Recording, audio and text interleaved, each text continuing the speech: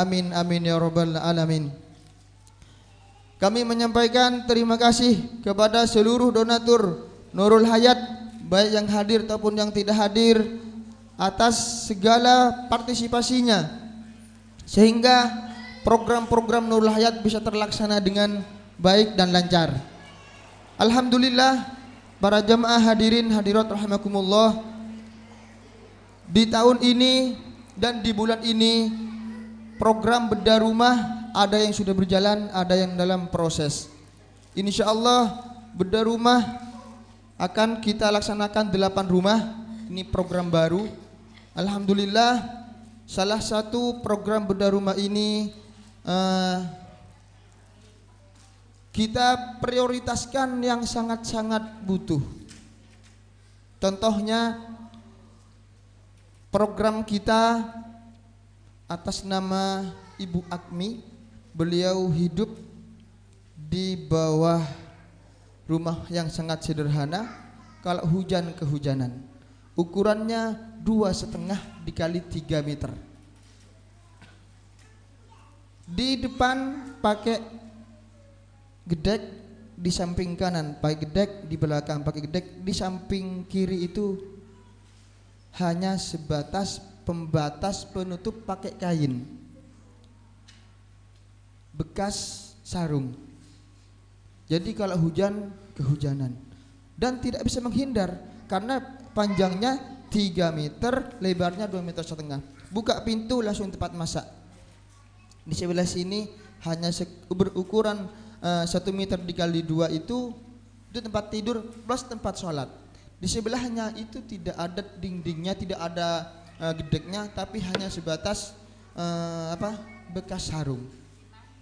Itu berada di Dusun Kerajaan, Desa Cangkring, Kecamatan Jinggawah.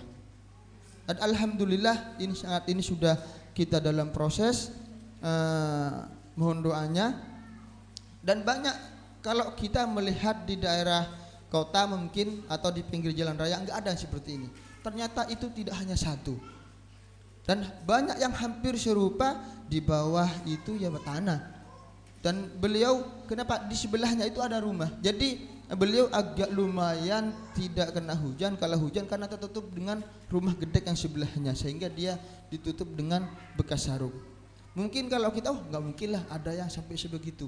Tapi masya Allah, Nurul Hayat terjun dan alhamdulillah beliau juga setiap bulan menerima sembako dari Nurul Hayat. Nah, ini sebuah amanah dari para hadirin, amanah dari para donatur Nurul Hayat, kita berikan kepada yang orang-orang sangat membutuhkan. Mohon doanya jika Bapak Ibu ingin berbagi, monggo. Misalnya saya khusus untuk bedah rumah, monggo. Karena di kami semakin banyak yang dana kita dapatkan, maka semakin banyak pula mustahik yang kita rangkul. Semakin banyak pula mustahik yang menerima kemanfaatan dari Nurul Hayat.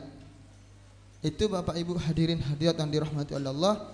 Monggo, insya Allah target kami 8 rumah yang akan kita bedah. Ada salah satunya juga kita utamakan contoh begini. Orangnya kehidupannya itu ada yang 5.000 satu hari, ada yang 7.000. Beliau jual keliling, ada yang cari sayur, sebagian untuk dijual, sebagian untuk dimakan.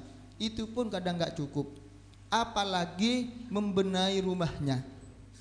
Jadi beliau menurut pandangan kita tidak ada kesempatan untuk memperbaiki rumahnya, sehingga Nurul Hayat hadir untuk memperbaiki rumahnya. Itu yang kita dahulukan para hadirin. Jadi contohnya rumahnya sudah bocor, gedeknya sudah berlubang-lubang. Masya Allah, Bapak Ibu hadirin saat ini sudah merasakan betapa dinginnya kita. Kita keluar rumah dinginnya luar biasa. Apalagi beliau yang setiap saatnya rumahnya berlubang. Di atasnya itu kalau hujan kehujanan. Itu salah satu program Nurul Hayat yang dilaksanakan pada bulan ini, bulan Juli ini. Dan insya Allah target kami insya Allah 8 rumah. Hadirin hadirat yang dirahmati Allah, sebenarnya banyak program-program Nurul Hayat. Kalau kami sebutkan satu persatu semuanya, nanti yang ngisi pengajiannya waktunya habis dengan program Nurul Hayat. Itu perlu diingat dan kami sampaikan bahwasanya pendapatan dana zakat infak sedekah Bapak Ibu hadirin semuanya 100% kepada mustahik. Nurul Hayat sebagai lembaga amil zakat tidak mengambil haknya karena agar supaya semakin maksimal penyalurannya.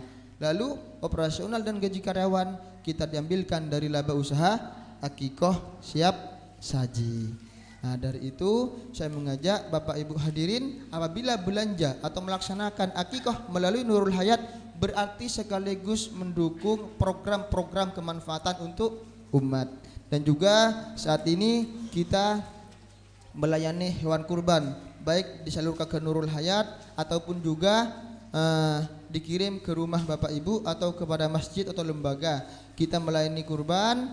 Kurban ini kita sudah hampir 500 yang menunggu. Anak yatim kita setiap tahun setiap event kurban ada 350 anak yatim. Mungkin Bapak Ibu sudah sering mendengar bahwasanya anak yatim kita yang di bawah naungan Nurul Hayat 350 itu yang masuk kategori fakir miskin.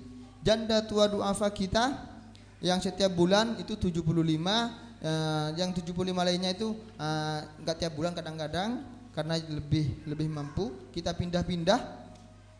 Terus abang becak kita ada 50, ada majelis taklim abang becak.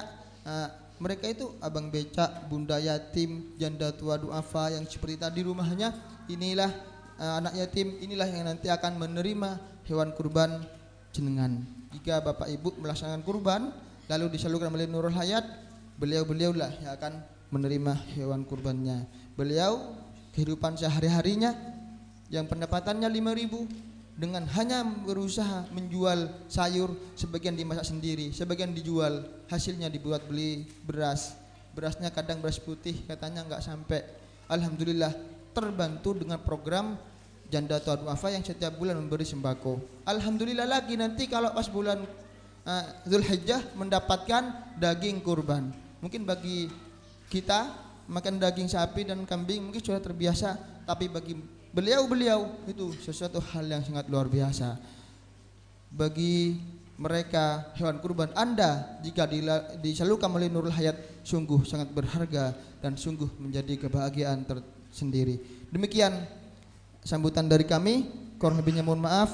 Sebelum kami akhiri mohon keikhlasannya, mohon doanya. Semoga lembaga amil zakat Nurul Hayat Jember semakin, khususnya Nurul Hayat Indonesia pada umumnya, semoga semakin meluas kemanfaatannya untuk umat, dan semoga kita diberi kekuatan mengemban amanah yang berat ini, dan semoga semua petugas-petugasnya diberi kemudahan, kelancaran, serta diberi kesehatan oleh Allah Subhanahu wa taala. Dan juga semua para donatur kita mudah-mudahan hajatnya dikabul, dimudahkan, dilancarkan oleh Allah Subhanahu wa taala. Dan semua keluarga besar kita, semua keluarga besar donatur Nurul Hayat, semua hajatnya dikabul, dimudahkan, dilancarkan oleh Allah Subhanahu wa taala. Apabila ada yang sakit, semoga Allah berikan kesehatan dan kesembuhan. Apabila ada yang belum dipertemukan dengan jodohnya, semoga Allah dipertemukan dengan jodohnya. Apabila ada yang belum dikaruniai keturunan, semoga Allah menganugerahi keturunan yang saleh dan salihah. Semoga hajat kita, semoga hajat semua donatur Nurul Hayat Jember khususnya, semoga dikabul ala hadhihi ya kullu niyatin salihah biridillah bi syafaati rasulillah bi barakatil Fatihah. A'udzu billahi minasyaitonir rajim. Bismillahirrahmanirrahim. Alhamdulillahirabbil alamin arrahmanir rahim maliki yaumiddin. Iyyaka na'budu wa iyyaka nasta'in. Ihdinas siratal mustaqim. Shiratal ladzina an'amta 'alaihim ghairil maghdubi 'alaihim waladdallin. Amin. Yang kedua, kita doakan apabila ada yang sakit mudah-mudahan diberi kesehatan dan kesembuhan oleh Allah. Keluarga besar kita, keluarga besar donatur kita, dan juga pengurus yayasan saat ini yang lagi sakit, Direktur Operasional Bu Deni Ambarwati, mudah-mudahan diberi kesehatan dan diberi kesabaran dalam menghadapi ujiannya dari Allah Subhanahu wa taala. Biniyati syifa ala hadhihi yakulunatin salihah biridha illa bi syafaati rasulillah bi barakatil Fatihah. A'udzu billahi minasyaitonir rajim. Bismillahirrahmanirrahim. Alhamdulillahirabbil alamin arrahmanir rahim maliki yaumiddin. Iyyaka na'budu wa iyyaka nasta'in. Ihdinas siratal mustaqim. Shiratal ladzina an'amta 'alaihim ghairil maghdubi 'alaihim waladdallin. Amin. Ada permohonan dari jemaah yang masih di belakang, untuk ibu-ibu dimohon berkenan maju ke depan, mungkin satu saf lagi atau dua saf lagi. Terus tabirnya bisa dimajukan sedikit, Mas Andri, minta tolong. Yang di belakang tidak ke bagian tempat. Insya Allah setiap kemajuan satu langkah dari belakang ke depan bernilai pahala. Monggo yang masih di luar, monggo maju. Monggo yang di belakang. Oke, terima kasih. Mudah-mudahan juga yang bapak-bapak monggo di depan dulu diisi. Insya Allah nanti yang baru hadir bisa mengisi soft yang di belakangnya. Yang di luar juga monggo dipersilakan untuk masuk. Acara materi kajian kita akan segera dimulai. Demikian sambutan dari saya. Kurang lebihnya mohon maaf. Wallahul muwaffiq ila aqwamit thoriq. Wassalamualaikum warahmatullahi wabarakatuh.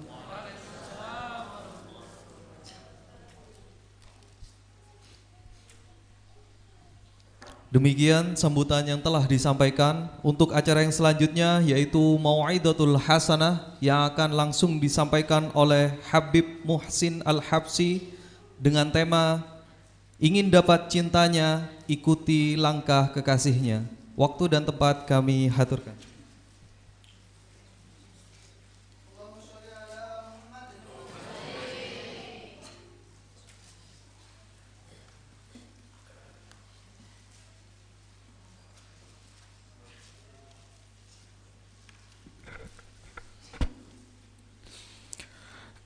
Assalamualaikum warahmatullahi wabarakatuh.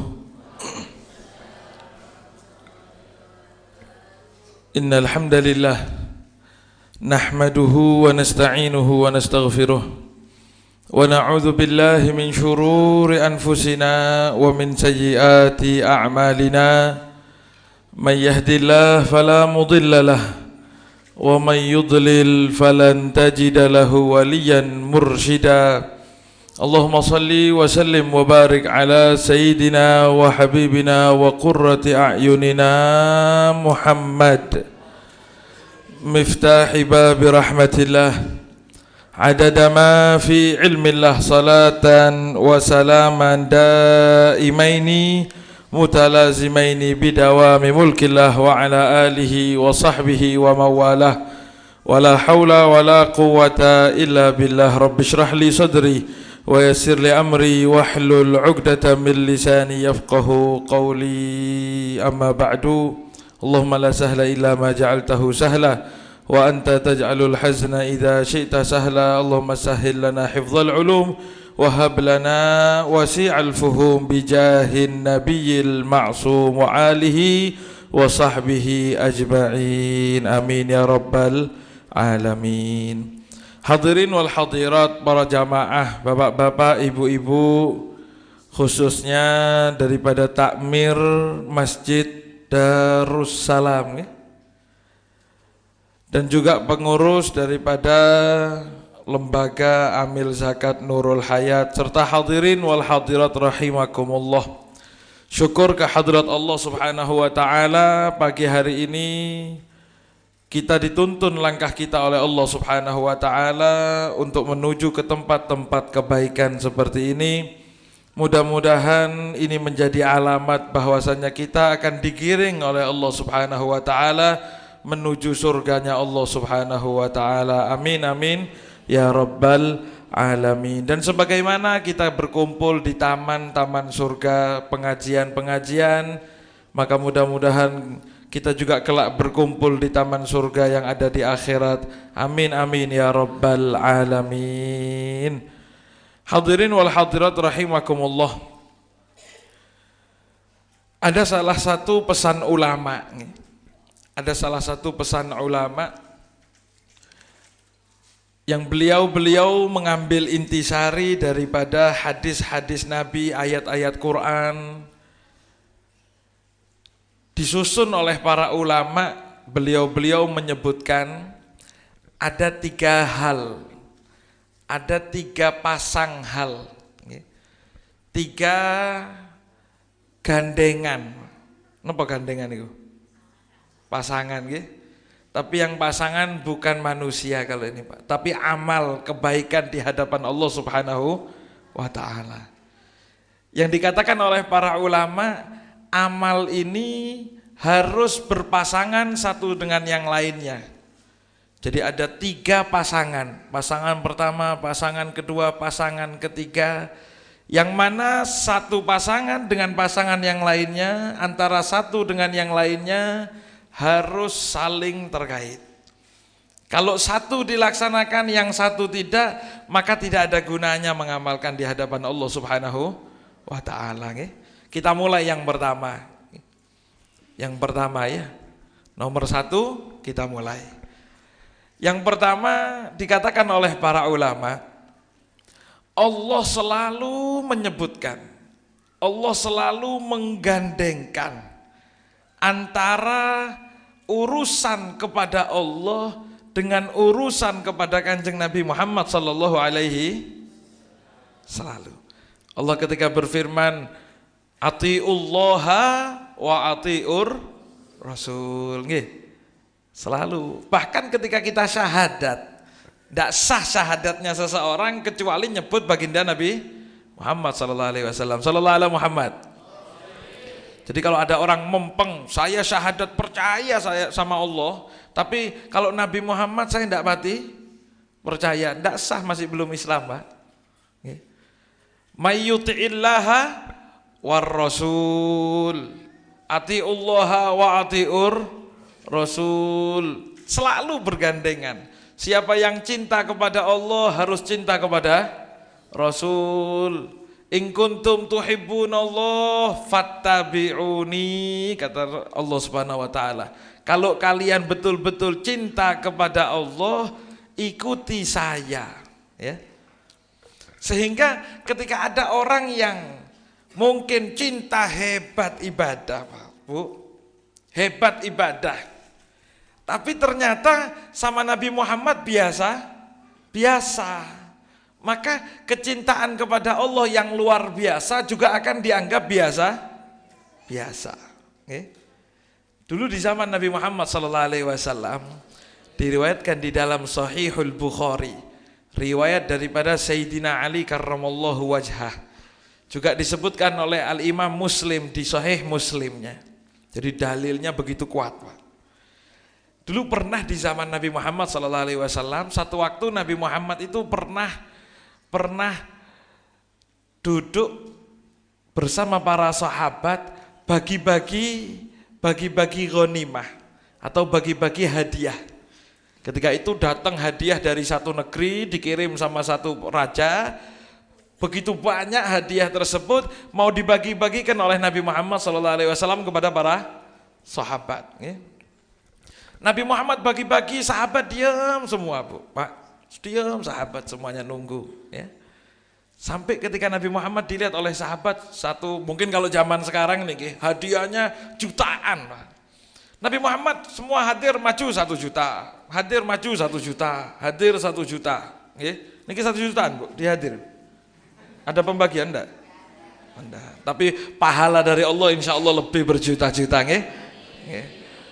1 jutanya diganti di pembangunan masjid biar lebih cepat insya Allah, nggih. Ketika Nabi Muhammad bagi-bagi seperti itu, ada satu orang yang berdiri interupsi, Pak. Nggih.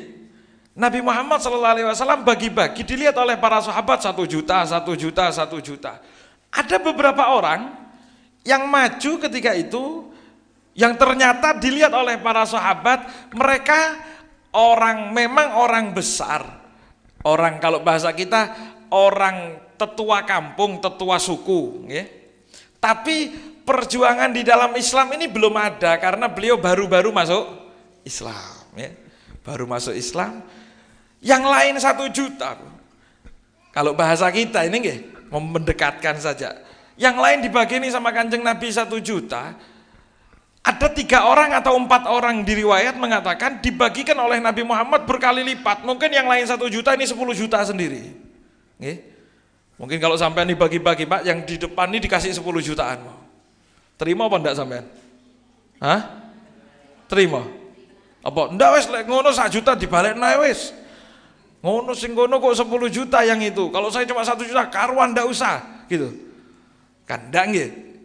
Tapi nang ati, leh kok cuma Loh padahal tadinya nerima 1 juta ini besar. Sebetulnya nikmat itu bukan gara-gara besar atau kecilnya nikmat, cuma bagaimana kita menerimanya dan jangan membandingkan dengan orang. Lah coba sampai jamaah pengajian dikasih 1 jutaan, setiap hadir 1 juta. Banyak apa sedikit? Banyak. Ngelihat ada orang 5 orang dikasih 10 juta, langsung kecil kan jadi 1 juta? Nggih. Atau sampean katakan begini, sampean datang ke rumah tetangga atau ke rumah saudara sampean sepupu. Begitu datang, setiap datang sampean mesti disuguhi uang, pulang ditemplei 50.000. Ya, pulang ditemplei 50.000, ya. Templei 50.000. Oh, terima kasih. Pokoknya kalau sudah datang 50.000. Nggih. Satu waktu itu berjalan 1 kali, 2 kali, 3 kali, 5 kali selalu 50.000. Alhamdulillah. Satu waktu sampean datang ke rumah seseorang, ke rumah orang tersebut yang biasa datang, Pak. Ternyata orang itu baru dapat rezeki. Baru dapat rezeki nomplok. Sampean biasa dikasih 50.000, ini dikasih 500.000. Alhamdulillah. Alhamdulillah. Rezeki ini biasa 50.000, ternyata jadi 500.000. Bulan depan sampean datang lagi, dikasih 50.000. Alhamdulillah apa innalillah? Ayo, alhamdulillah apa innalillah? Kalau bahasa gampangnya, untung lek inget innalillah. Alah, 50.000. Betul apa enggak? Kenapa berubah dari 500.000 kemarin alhamdulillah, sebelumnya 50.000 alhamdulillah, alhamdulillah, alhamdulillah, alhamdulillah, 50.000 itu alhamdulillah terus. Begitu pernah sekali dapat 500, 50.000 langsung innalillah, Bu. Lupa sama syukurnya. Nggih? Sehingga hidup ini harusnya kita lihat bagaimana cara kita menerima terhadap nikmat dari Allah. Tidak usah membandingkan nikmatnya orang. Nggih? Mudah-mudahan bisa insya Allah nggih. Kita coba sedikit demi sedikit sampai dapat alhamdulillah. Maka ajaran dari Nabi Muhammad SAW, kalau urusan dunia jangan lihat ke atas tapi lihat ke bawah. Dapat nikmat sampai lihat di bawah. Dapat sepeda motor, alhamdulillah. Di luar sana masih banyak orang yang ngengkol. Apa ngengkol itu? Ngayuh sepeda, keringetan, capek. Yang sepeda jangan lihat sepeda motor tapi lihat bayangkan banyak orang yang masih jalan kaki. Yang jalan kaki lihat kepada orang yang di bawahnya, berapa banyak orang yang dikasih sama Allah hanya 1 kaki dan lain sebagainya dan lain sebagainya. Sehingga hidup ini antara syukur atau sabar, itu tok dalam hidup. Insya Allah mudah-mudahan kita dikasih kekuatan oleh Allah Subhanahu Wa Taala. Lah sahabat itu ketika ngelihat Kanjeng Nabi bagi-bagi 1 juta, Pak. Kemudian melihat ada 1 orang, ada beberapa orang yang dikasih oleh Kanjeng Nabi 10 juta. Sahabat itu sebagai murid yang baik, sahabat itu diem, tidak banyak protes, tidak banyak tanya, diem sahabat, Pak. Ya mungkin kalau kita bicara hati, ya mesti ada namanya hati ini kepingin atau koyo ndak terima, ini ada, ya. Tapi para sahabat itu diem karena akhlak yang baik. Ketika melihat orang tua kelihatannya salah, koyok-koyok salah, itu bukan langsung protes, tapi cari tahu kenapa beliau berbuat seperti itu. Kita lihat guru kok kayak koyok salah. Akhlak yang baik bukan langsung melihat itu salah, tapi tanya kenapa beliau berbuat seperti itu. Kalau kita mau lebih hebat, diem, ndak usah ngurus. Wis mesti lebih bagus. Beliau pasti tahu, punya pandangan. Anak kecil itu kan kadang kalau ngelihat sampai ngasih jajan yang 1 5.000, yang 1 10.000, anak itu protes, kok iso 10.000, Bu? Oh, bukan 10.000, itu yang 5.000 buat bayar. Oh, ngono toh. Itu kalau tanya. Kalau ndak tanya, memang ibu nakalan. Ibu yang kakak dikasih 10.000, saya kok cuma. Padahal ibu punya maksud di situ, cuma kita ndak tahu. Lah kalau ndak tahu harusnya tanya. Kalau mau pasrah lebih hebat. Makanya Allah Subhanahu Wa Taala mengajarkan kepada kita bagaimana diemnya murid di hadapan guru itu pelajaran besar. Kapan Allah ceritakan itu? ketika Allah menceritakan Nabi Musa dengan Nabi Khidir, di dalam surat Kahfi. Allah ceritakan Nabi Musa dengan Nabi Khidir. Allah Subhanahu wa taala tegur Nabi Musa ketika itu. Kalau kita lihat babun nuzulnya, Nabi Musa itu syukur sama Allah Subhanahu wa taala. Alhamdulillah ya Allah, Engkau angkat saya sebagai nabi, dikasih ilmu dari Allah, dididik oleh Allah, bahkan mendapatkan pangkat kalimullah. Alhamdulillah, kayak-kayaknya tidak ada orang yang di atas saya. Wah, ada istilah yang ngeretek seperti itu. Nabi Musa alaihi salatu wasallam ditegur oleh Allah, jalan, kamu lihat ada orang yang lebih hebat dari kamu. Akhirnya ketemu, singkat cerita, ketemu dengan Nabi Khidir. Nabi Musa alaihi salatu wasallam ketika mau berguru dengan Nabi Khidir, kata Nabi Khidir, satu syaratnya, ojo kakean takut, jangan kebanyakan tanya, jangan kebanyakan protes. Diam saja, saya sudah tahu apa yang saya lakukan. Karena beliau ini orang alim, punya pandangan masing-masing. Beliau lihat Nabi Musa, wataknya Nabi Musa ini cepet tidak terimaan, ya. Jadi nabi, para ulama, para solihin itu punya watak masing-masing. Tidak bisa wong kongkon adem ayem semua, ya tidak bisa. Kadang-kadang ada yang ngamuan, ada yang lembut, dia pok naik mesem, ada yang ngomong sedikit ngamuk. Tidak apa-apa ngamuk, yang penting hatine mesem. Bisa kira-kira? Hah? Maksudnya ngamuknya bukan karena benci, tapi karena sayang. Sampai ngamuk ya naik nyopit, nyewing, masuk karena benci. Dohirnya koyok-koyok kejam, tapi padahal intinya sayang lah, seperti itu. Nabi Musa alaihi salatu wassalam ini ketika ngelihat Nabi Khidir, kata Nabi Khidir, satu syaratnya, jangan banyak tanya. Jangan banyak tanya. Jalan Nabi Musa Pak sama Nabi Khidir. Begitu naik kapal, Nabi Musa alaihi salatu wassalam melihat Nabi Khidir ini bolongi kapal, ngelubangi kapal. Kapal betul-betul kok ternyata dilubangi. Nabi Musa timbul rasa tidak terima. Loh kok seperti ini panjenengan ngelakukan? Tidak kuat, ngempet ngomong. Laqad ji'ta syai'an imra, kata Nabi Musa. Panjenengan ini sudah melakukan sesuatu yang tidak bagus, tidak betul ini.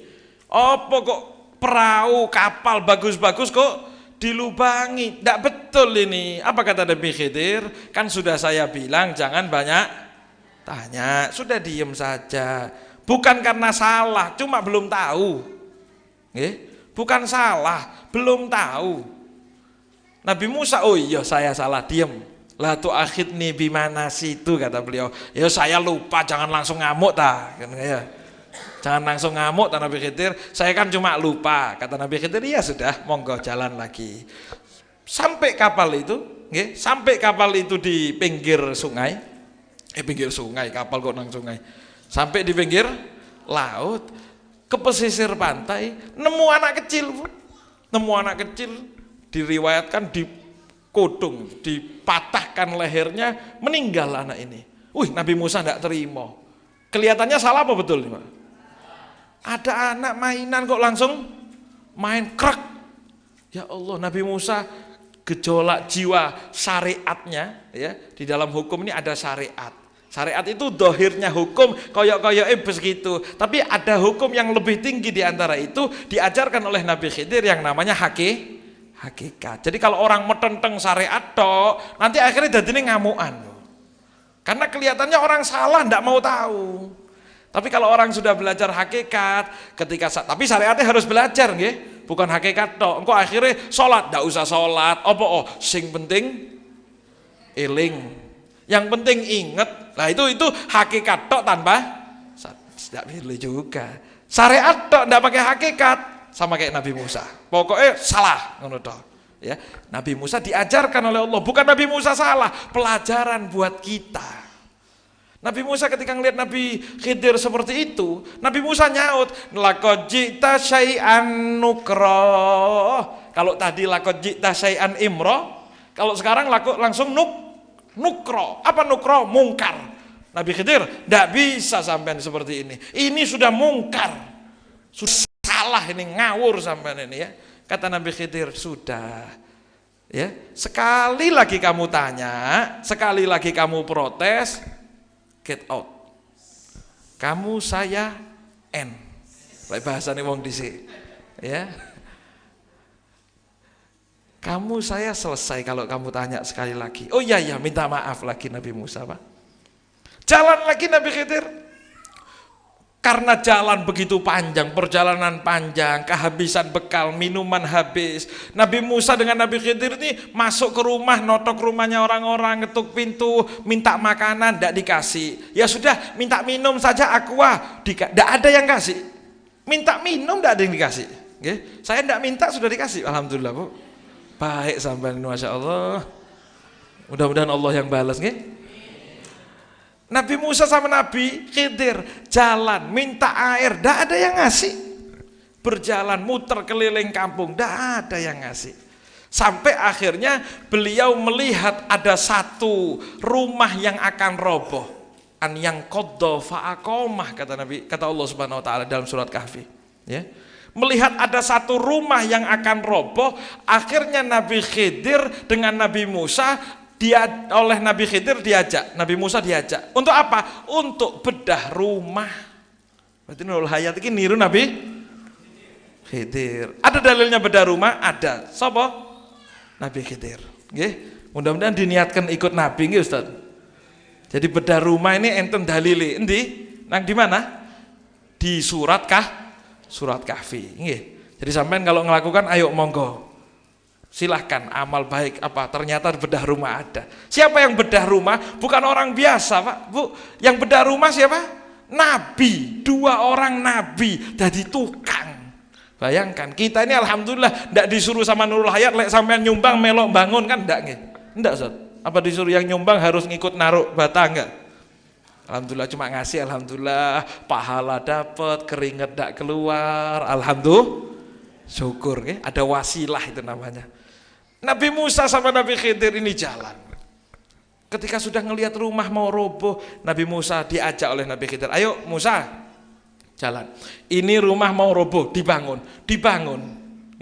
Dapat semen dari mana Ustadz? Rumah zaman dulu pakai tanah liat. Dan itu sampai zaman sekarang ada di negeri Arab, khususnya kalau kita dulu belajar di Hadramut, di Yaman, sampai sekarang ya pakai tanah liat.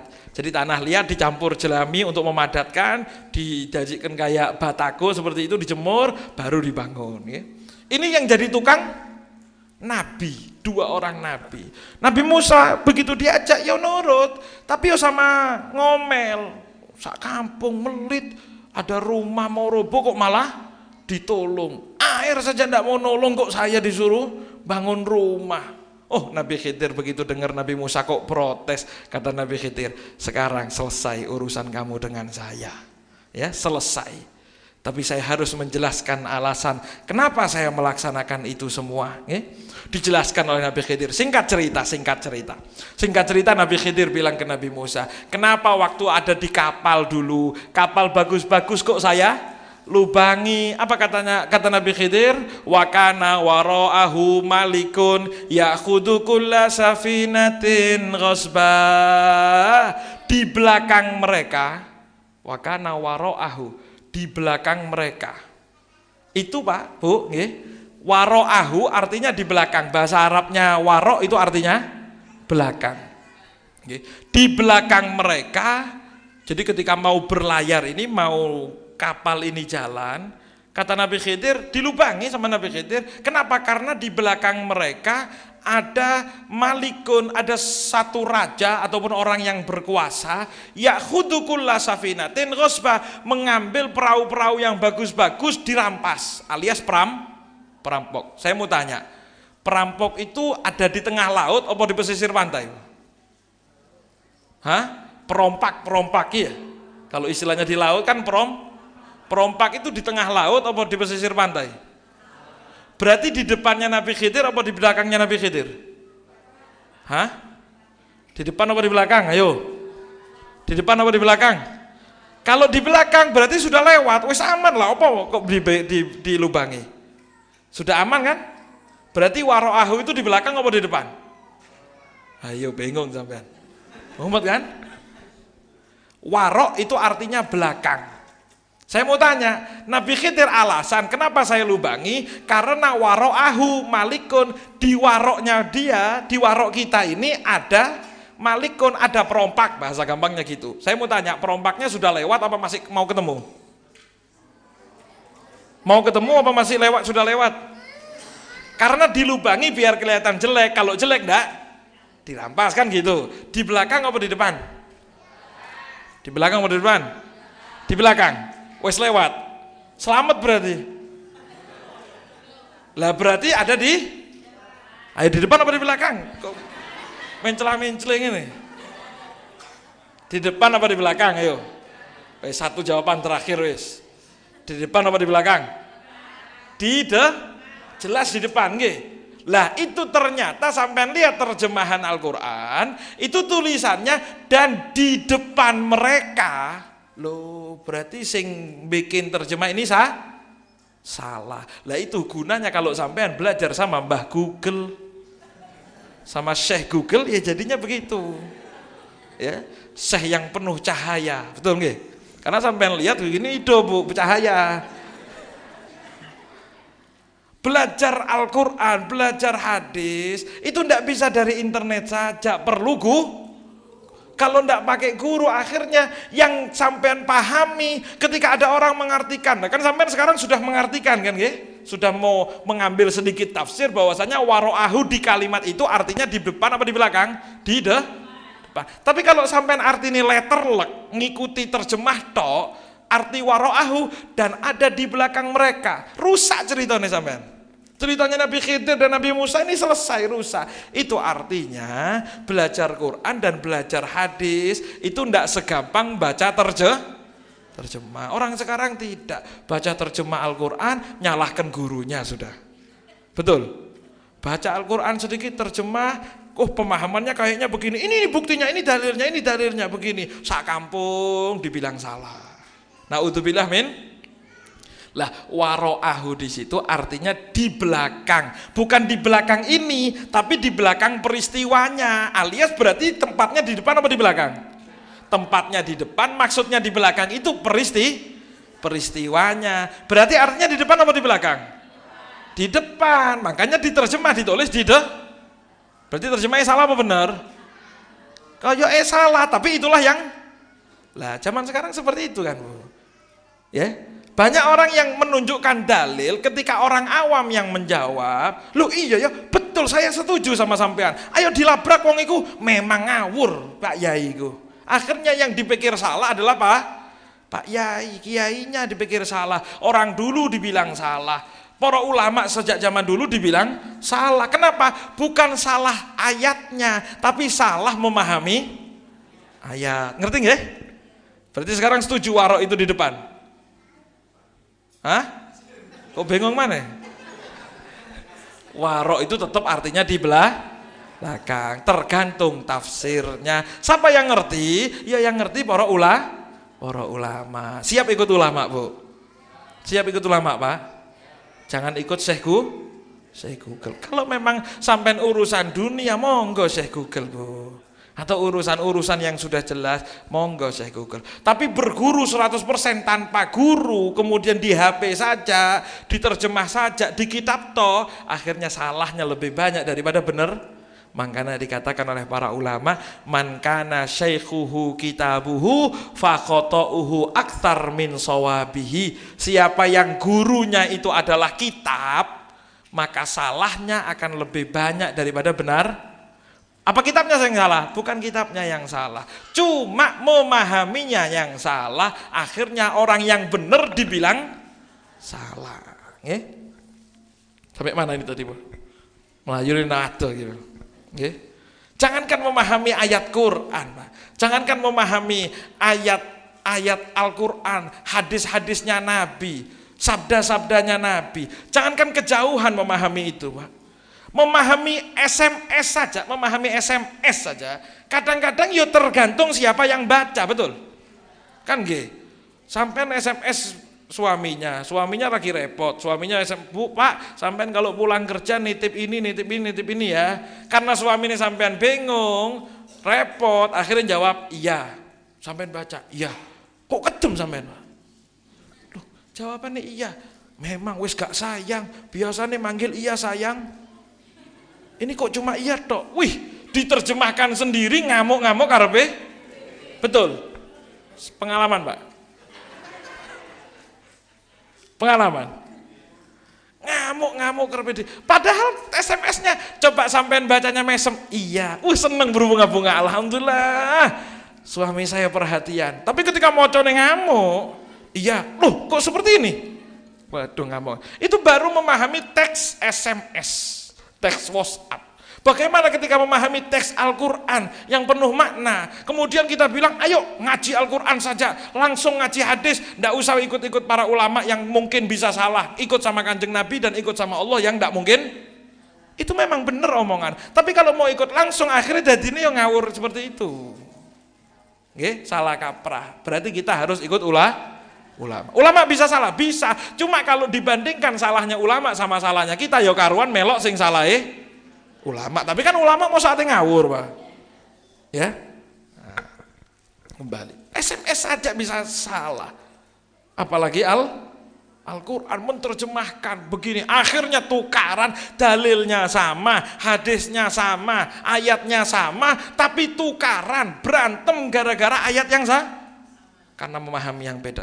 Yang satu dengar karepe dhewe, yang satu karepe dhewe. Iya kalau yang sama ada pakai ilmu. Kalau sama-sama pakai ilmu, akhirnya muncul yang namanya madhab. Kemudian madhab ini mengatakan begini, madhab ini mengatakan begini. Sama-sama saling menghargai, sama-sama saling menghormati. Makanya dari dulu madhabnya beda-beda, tapi orangnya akur, aman. Zaman sekarang salah sedikit beda, ngamuk-amukan. Karena perbedaannya bukan berdasarkan ilmu. Kembali ke ceritanya Kanjeng Nabi tadi, Pak. Pertama, Bu. Iki kalau sudah jalan ini ibaratnya mencongnya wadah gitu. Ya, tapi masih satu pembahasan gitu. Nabi Muhammad ketika bagi-bagi hadiah, bagi-bagi harta tadi itu, bagi-bagi 1 juta, 1 juta, 1 juta, yang ini dikasih 10 juta, 4 orang atau 3-4 orang kalau tidak salah. Di dalam riwayat mengatakan seperti itu. Akhirnya sahabat itu manut, Pak. Sahabat itu manut, iya sudah Nabi mau melakukan apa saya akan manut, tidak ada yang protes. Di belakang ada satu orang angkat tangan, ya, ada satu orang angkat tangan dengan ciri-ciri yang sampean bisa baca di dalam Sahihul Bukhari sendiri. Dan itu ciri-ciri sampean bisa lihat di zaman sekarang sama seperti itu ciri-cirinya, ya. Orang yang tukang protes zaman sekarang ya seperti itu, ya. Ciri-cirinya bukan saya yang ngomong, sampean baca sendiri dah kalau mau cari, ya. Bagaimana orang tersebut berdiri, angkat tangan kepada Nabi Muhammad SAW. Sallallahu alaihi Muhammad. Angkat tangan, Pak, kepada Nabi. Orang tersebut kata Sayyidina Ali di dalam riwayat tersebut mengatakan namanya Dzul Khuwaisirah. Sinten? Dzul Khuwaisirah, ya, Dzul Khuwaisirah. Dzul Khuwaisirah angkat tangan. Apa yang dikatakan orang tersebut? Dzul Khuwaisirah ini manggil Nabi, ya Muhammad. Waduh, manggil Nabi, Muhammad. Manggil Nabi, Muhammad. Naudzubillah min dalik, Pak. Manggil Nabi, apa bahasa kita ini jambal? Apa jambal itu? Ngerti jambalnya? Jambal itu manggil seseorang yang mulia tanpa embel-embel, langsung namanya saja. Apa salah? Ya enggak salah, tapi kalau sampai ditanya sopan ya enggak sopan. Karena hidup ini bukan masalah salah atau enggak salah toh, Pak. Hidup ini kadang-kadang bukan masalah dosa atau tidak dosa. Harus naik satu tingkat, apa? Pantas atau tidak beretika atau tidak beretika. Lah kalau ditanya dosa, enggak, ya wis, yang penting kan enggak. Ya berarti tingkatnya paling rendah, hanya mikiri dosa atau enggak dosa tok. Ya, contoh, saya mau tanya, ada orang datang ke masjid, masuk masjid pakai sarungan tok, ndak gawe klambi, ndak pakai baju. Masuk masjid pakai sarungan tok, ndak pakai baju. Terus sholat Allahu Akbar. Yang lihat ngomong apa? Saya mau tanya, dosa apa ndak? Kok sampean ngomong macam-macam mau? Pantas apa tidak? Tidak pantas kan, betul. Padahal tidak dosa. Makanya ketika kita hidup ini hanya patokan dosa atau enggak dosa, berarti hidupnya sama kayak orang masuk masjid tidak pakai baju. Dosa enggak. Pantas enggak pantas. Masuk masjid, Pak. Wah, pakai sarung, pakai baju takwa, gaya helm. Kocone dicoplok ya, dilepas, kaca dilepas, dibuka, pakai helm. Ketika sujud nempel sujudnya. Sah apa enggak salatnya?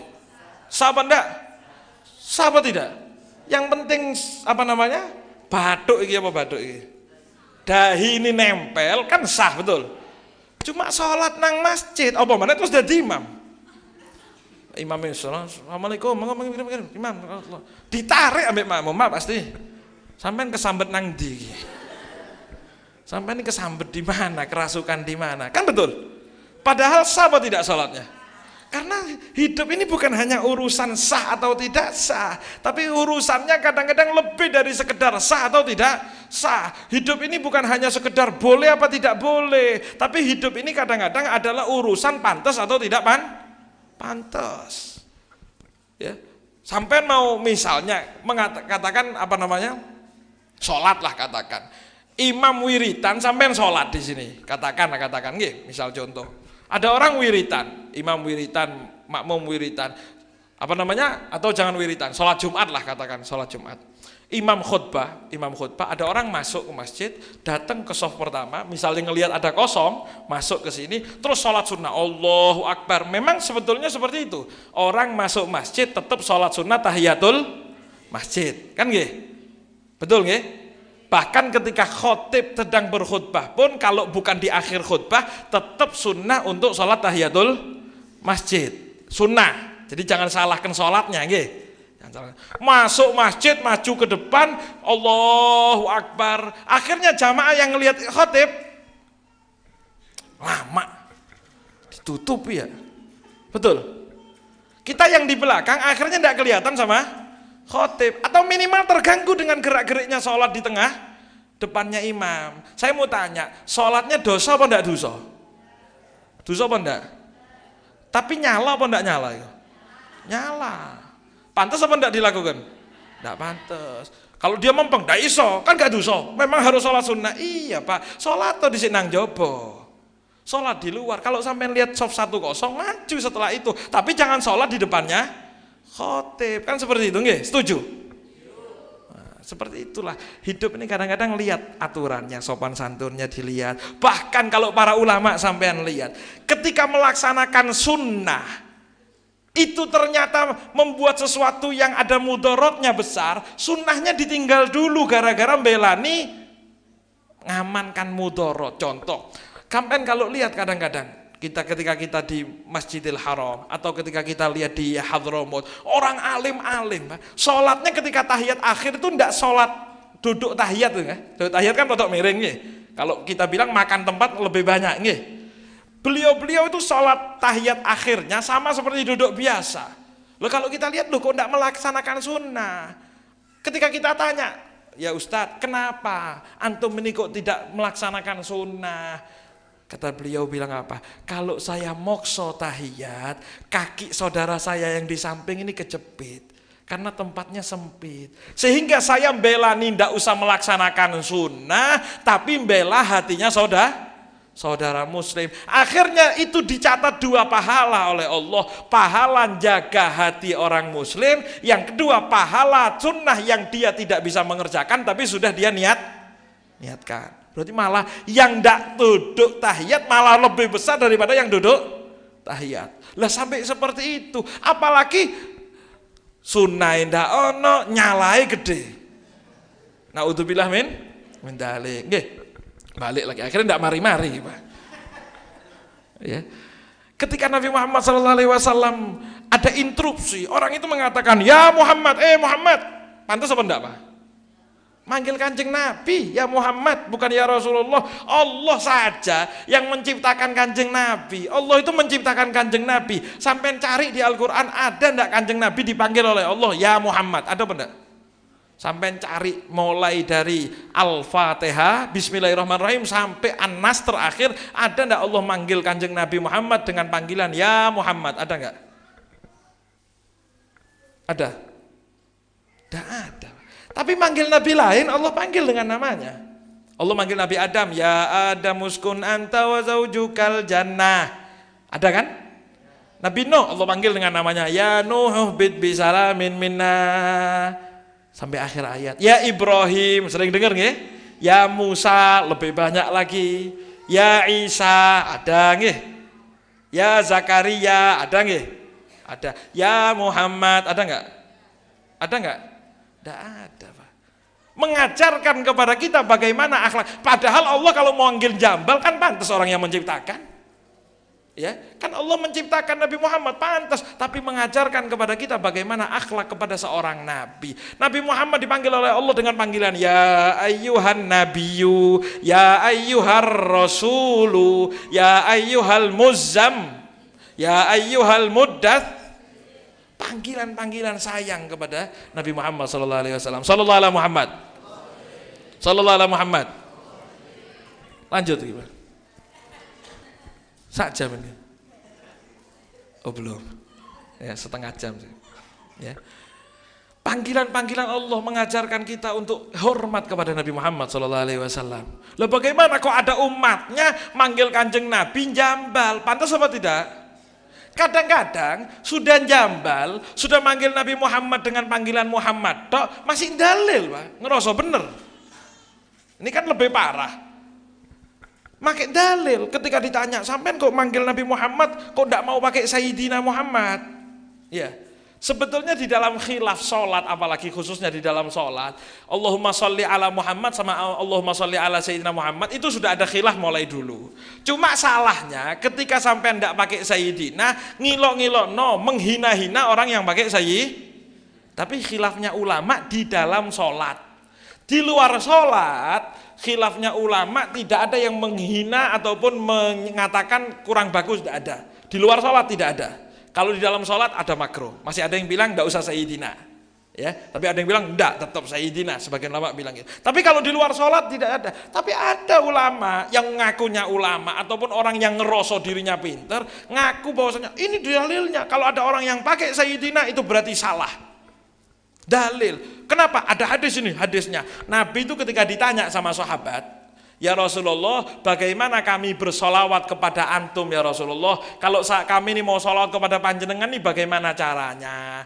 Nabi menjawab, Pak, Bu. Apa kata Rasulullah? Kalau cara solawat ini bagaimana? Di dalam hadis mengatakan, Allahumma sholli ala Muhammad wa ala ali Muhammad. Ada sayyidinanya enggak? Wong iki mau, orang yang tadi keminter ini nyaut. Ah kan? Nabi tidak pakai sayyidina. Berarti kita tidak usah pakai sayyidina. Omongane Kanjeng Nabi itu jangan ditambah tambahi. Betul apa salah? Berarti mulai sekarang tidak usah ayo. Tapi kan kalau sampai dikasih dalil seperti itu kan menerima, ya betul kan? Koyok-koyoknya dalil itu betul. Lah itu banyaknya masyarakat awam seperti itu. Dikasih dalil, dikasih begini-begini, iya ya enggak bisa jawab, diem, terima, mekut. Nah untuk bila minta dalil, tunggu dulu, tanya kepada ahlinya. Contoh Pak, contoh nggih, contoh. Contoh Ustadz Latif nggih. Ustadz Latif nelpon Pak Imam. Nggih. Pak Imam. Contoh nih, atau Ustadz Latif saya atau ya paling enak Ustadz Latif dikasih contoh. Enggak apa nggih? Ustadz Latif nggih. Ustadz Latif dikasih contoh sama Pak Imam nggih. Minta maaf Ustadz nggih. Contoh nih Pak. Pak Imam ditelepon sama Ustadz Latif ya. Karena nomornya baru, sudah kenal alhamdulillah, sudah kenal Ustadz Latif. Oh Masya Allah sudah berhubungan baik, berkomunikasi dengan baik. Ustadz Latif ini nelpon nomornya baru ke Pak Imam. Nelpon begitu masuk, loh kok nomor baru. Assalamualaikum, waalaikumsalam. Kata Pak Imam, sinten niki nggih? Oh, kula Pak Imam, kula Latif. Kan seperti itu nggih? Kula Latif. Latif sinten nggih? Latif perasaan banyak saya punya nama teman Latif. Latif Pak Imam dari Nurul Hayat. Ya Allah, eling. Ingat langsung. Kemudian Pak Imam nih nyaut, ya Allah Tip, sehat Tip? Contoh saja contoh. Ya Allah, sehat Tip, atau jangan Pak Imam lah, jangan. Nah, enak akhirnya. Ya. Yang lainnya saja, iya. Misal katakan ada Budi katakan gitu ya. Anak Budi jenenge ndak kan? Ada. Anak sing jenenge Budi kok ngamuk maneh Budine. Contoh, Budi santrinya Ustaz Latif ditelepon, Latif sinten nggih? Kula Latif Nurul Hayat. Ya Allah, Tip sehat Tip. Iki Budi santri nyeluk Latif. Tip ngono ya. Sehat Tip. Katanya Ustaz Latif, alhamdulillah sehat. Sampingi Budi, Andi, koncone Budi. Nyot, Ustaz Latif celuk tap-tip bae kok koncone dhewe. Ustaz Latif, jangan Latif saja. Katanya Budi, mau tak takoni. Tadi tuh saya tanya, ini siapa? Dia jawab Latif. Ya saya ngomong Latif. Omongane kiai, omongane ustaz iku aja ditambah Nah, betul apa ndak? Berarti saiki sing gendeng iku sapa, Pak? Maaf. Sing gotit apa sing ngomong tip? Hah? Dalilnya kan betul. Omongane Pak Ustadz ojo ditambah. Dia tadi saya tanya siapa, jawabnya Latif. Ya berarti saya panggil Latif. Omongane Ustadz ojo ditambah. Dalilnya hebat. Tapi kalau dipraktekkan kan rusak agama kalau seperti itu, Pak. Nggih. Jadi maksud nyantol, Pak, saya gitu. Nyantol. Dalil yang bagus kadang-kadang itu menipu.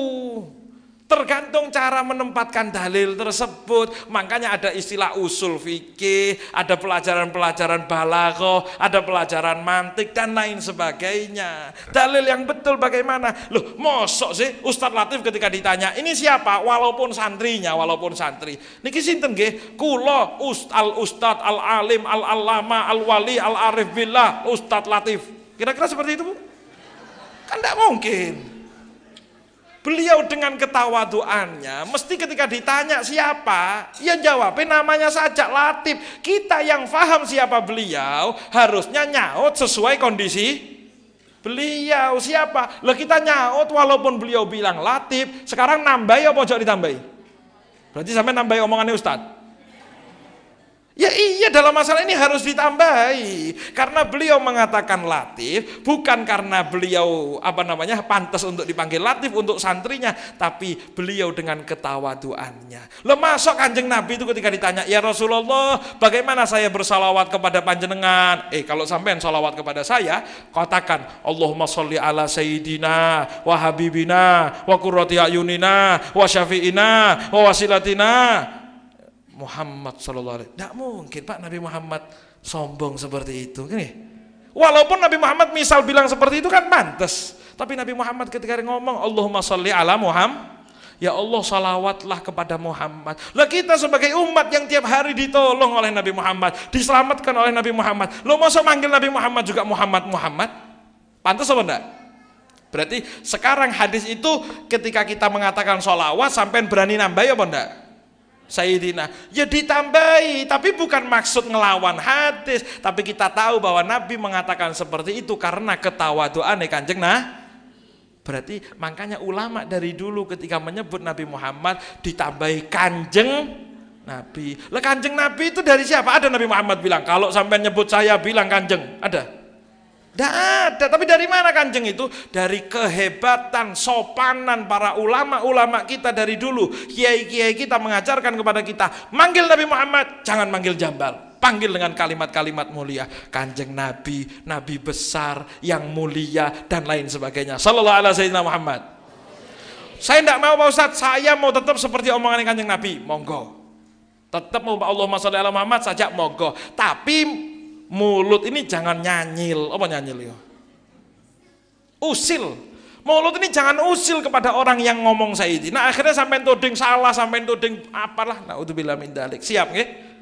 Jadi perbedaan ini jangan membuat permusuhan. Tapi ketika perbedaan sampai tahu itu ada dalilnya. Apalagi kita dengan kekurangan ilmu kita akhirnya ngomong macam-macam. Naudzubillah min. Sallallahu alaihi Muhammad. Iki Dzul Khuwaisirah gak mari-mari, Bu.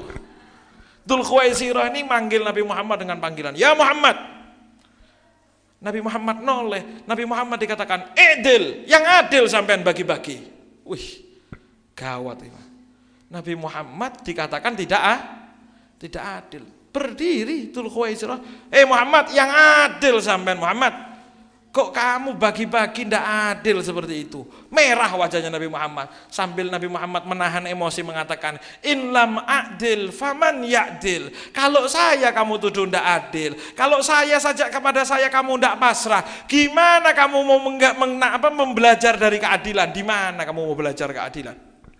Kalau kamu tidak pasrah sama saya, kamu mau pasrah sama siapa lagi? Sallallahu alaihi wasallam Muhammad.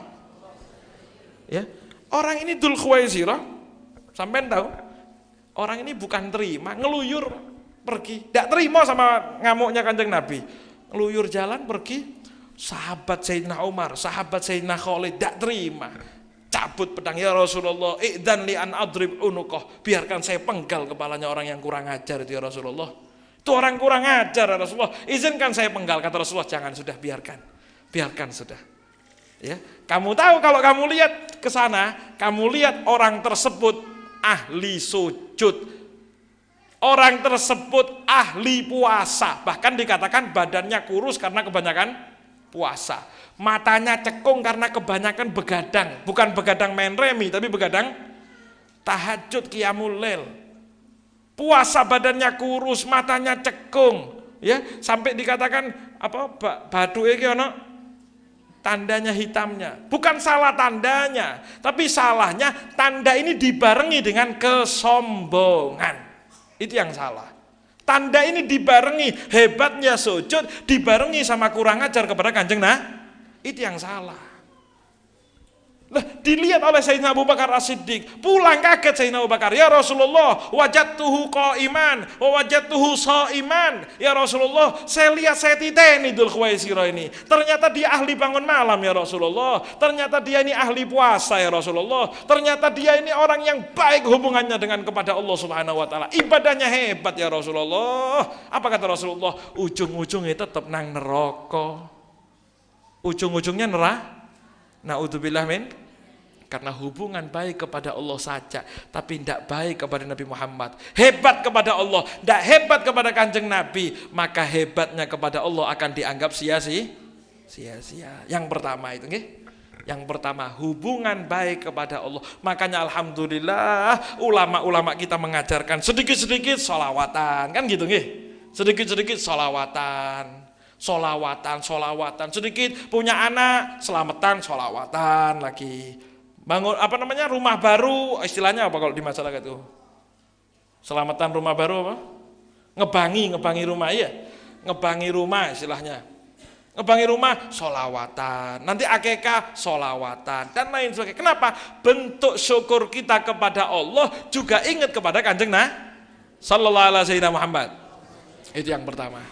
Hebat kepada Allah harus hebat kepada Nabi Muhammad. Yang kedua, ulama mengatakan Allah selalu menggandengkan antara sholat dengan makanya Allah selalu mengatakan Allah wa aqimus sholata wa atuz zakat wa yuqimuna sholata wa yu'tunaz wa yuqimu sholata wa yu'tuz wa iqamu sholati wa itaiz.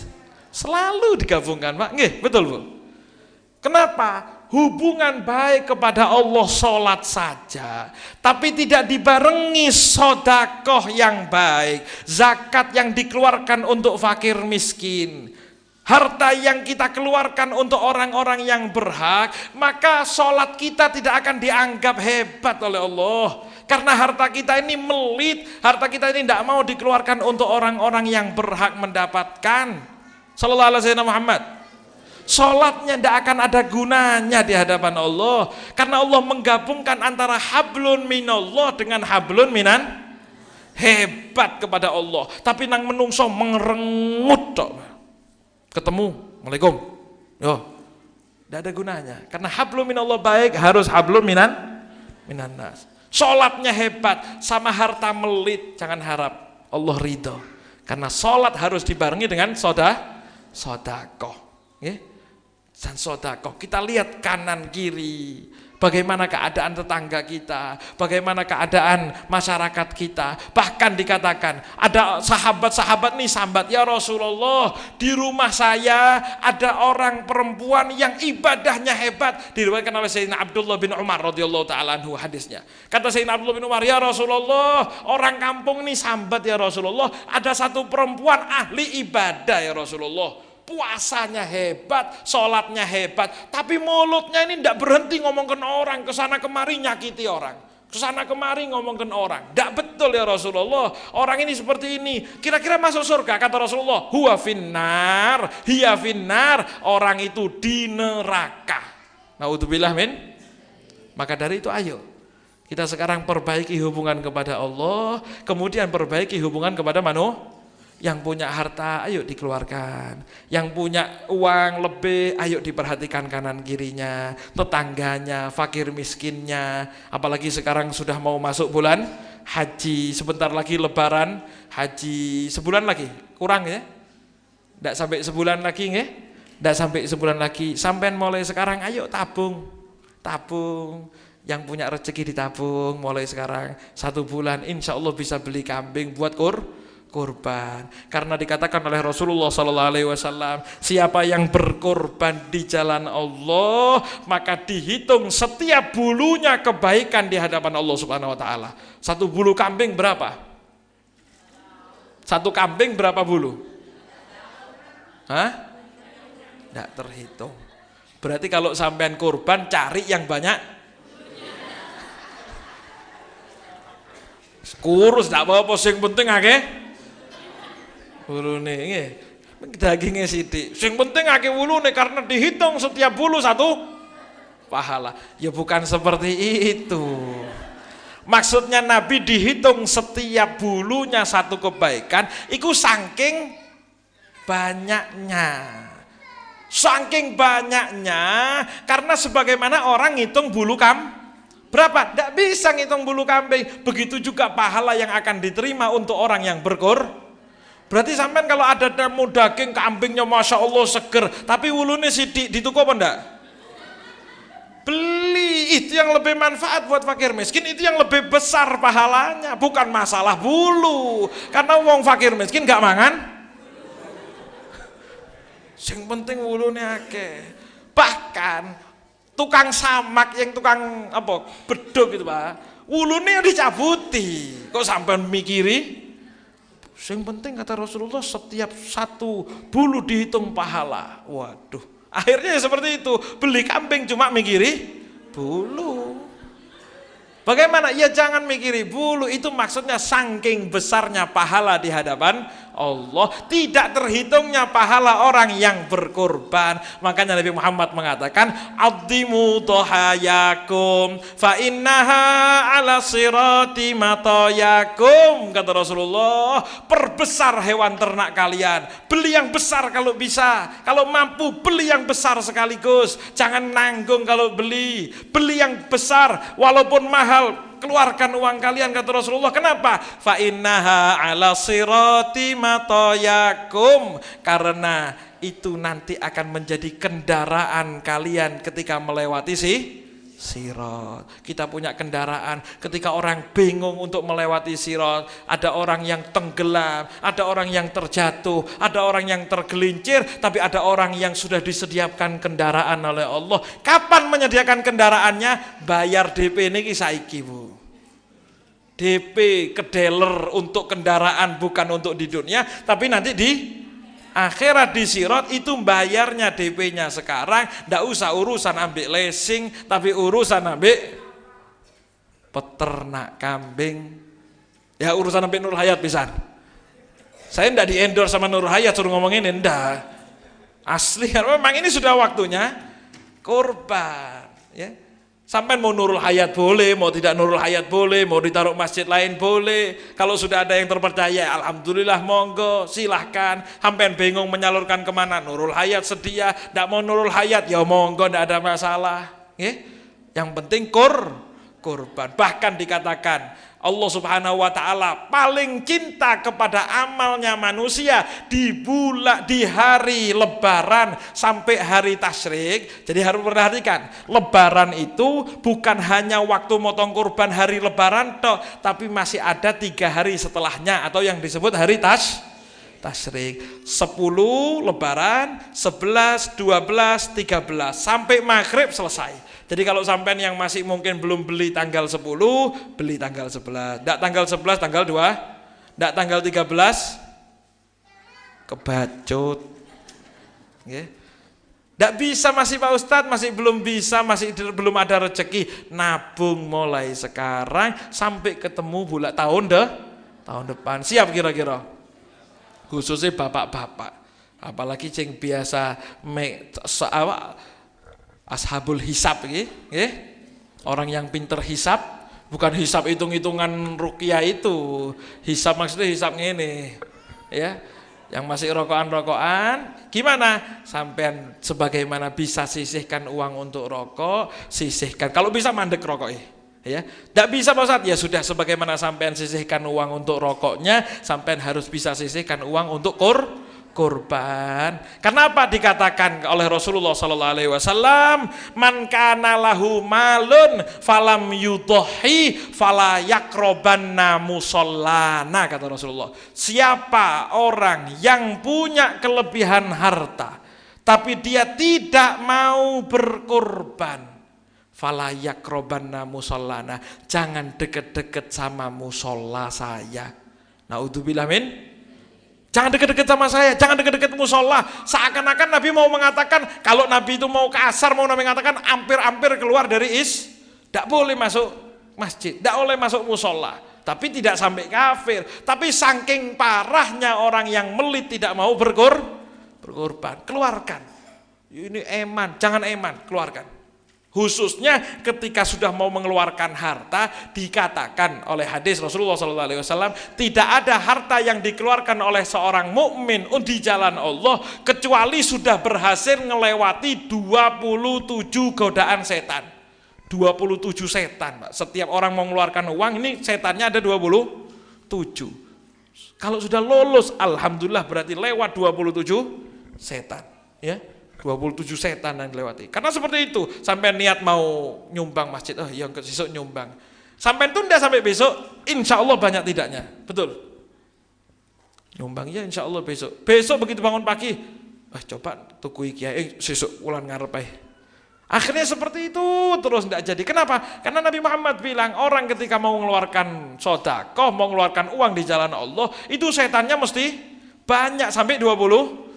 Sampai ada orang yang pernah datang ke satu kiai, katanya, sudah niat nyumbang masjid. Kalau katakan bahasa kita, mau niat nyumbang masjid 3 juta. Pak Yai, saya insya Allah saya mau nyumbang uang untuk masjid 3 juta rupiah. Wah, alhamdulillah. Sekarang saya ambil Pak Yai, nggih, siap. Dia pulang ke rumah, Pak. Pulang ke rumah, sampai rumah, ngambil tabungan yang di rumah 3 juta dibawa. Begitu sampai pintu rumah, istrinya masuk. Assalamualaikum. Waalaikumsalam. Loh, mau kemana Mas? Ini mau ke masjid, ngantarkan uang untuk kiai, dibawa taruh untuk di masjid. Wah, istri mulai nyumbang masjid 3 juta kan karuan aku tuh kok anting tawan ngomel panjang Pak. Sampai akhirnya bojone ndak kuat. Sudah siki tuku anting wis gak usah gak dadi masjid deh. Sesuk insyaallah ono rezeki mana tak sumbang masjid. Karena sudah kadung janjian sama Pak Yai, dia tetap datang ke masjid. Kata Pak Yai, alhamdulillah sudah sampean nggih. Mana uangnya? Pak Ustadz ngadepi setan siji repot apa maneh? 17 Pak Ustadz. Ngadepi setan 1 repot, setane nang omah. Ndak Bu, bukan sampean Bu, bukan.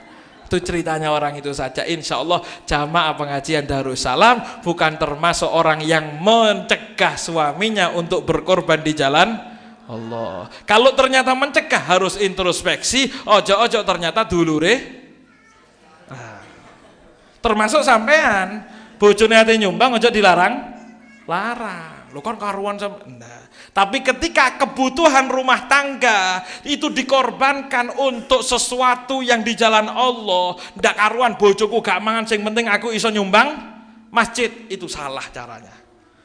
Karena dikatakan dalam hadis harta itu ada 3. Dalam hadis ini dikatakan harta itu ada 3, 4 bahkan dikatakan. Kalau yang 1 di zaman sekarang tidak ada. Harta ada yang disumbangkan untuk di jalan Allah, untuk di masjid dan lain sebagainya. Ada harta yang disumbangkan untuk membebaskan budak. Ada harta yang disumbangkan untuk fakir miskin. Dan yang keempat, ada harta yang dikeluarkan untuk kebutuhan rumah tangga, beli beras, katakan ya. 4. 1 nyumbang masjid, yang 1 memerdekakan budak, yang 1 fakir miskin, yang 1 kebutuhan rumah tangga. Apa kata Rasulullah SAW? Afdaluhum indallah, yang paling afdal, yang di sisi Allah catatannya paling besar adalah yang dikeluarkan oleh seorang muslim untuk kebutuhan rumah tangganya. Berarti belanjani istri itu paling afdal. Tapi jangan kalau sudah cukup ojo lebih-lebih. Maksudnya ketika sudah cukup, ingat sama masjidnya. Tapi kalau membela-belani masjid sampai istri terlantar, maka itu tidak bagus. Bagaimana? Islam itu mengajarkan seimbang, seimbang seluruhnya. Ketika sudah istrinya makanan pokok di rumah sudah siap, masjidnya dipikiri. Masjidnya juga masih lebih, istrinya juga jangan dilupakan, belikan anting, perhiasan dan lain sebagainya. Niatkan untuk menyenangkan istri dan menyenangkan Allah Subhanahu wa ta'ala dengan perbuatan kita. Yang kedua, yang ketiga terakhir, para ulama menyebutkan bahwasanya pasangan amal yang ketiga adalah Allah Subhanahu wa ta'ala berfirman, anishkurli wali walidaik. Allah Subhanahu wa ta'ala berfirman, kalian harus agar kalian itu bersyukur kepadaku, kata Allah, dan juga jangan lupa bersyukur kepada orang tua. Syukur kalian kepadaku tok, tapi lupa sama orang tua, maka tidak akan ada gunanya di hadapan Allah Subhanahu wa ta'ala. Bahkan di dalam satu hadis dikatakan, man asbaha murdiyan li muskhitan li walidayh fa ana anhu sakhit. Barang siapa yang di hari itu dia membuat saya ridho dengan amalnya, ibadahnya hebat, muskhitan liwalidayh, tapi ternyata dia membuat mangkel orang tuanya, fa ana anhu sakhit, maka saksikanlah bahwa saya juga murka kepada dia. Orang hebat sama Allah, tapi ibunya di rumah nangis karena disakiti, orang tuanya bapaknya nangis karena dicaci maki, maka ketahuilah hebatnya ibadah sampean, tapi Allah Subhanahu wa ta'ala murka kepada kita. Naudzubillah min dalik. Maka dikatakan dalam hadis yang masyhur, ridallah fi ridal walidain, ridhonya Allah tergantung ridhonya orang tua. Ketika orang tua ridho, Allah juga akan ridho.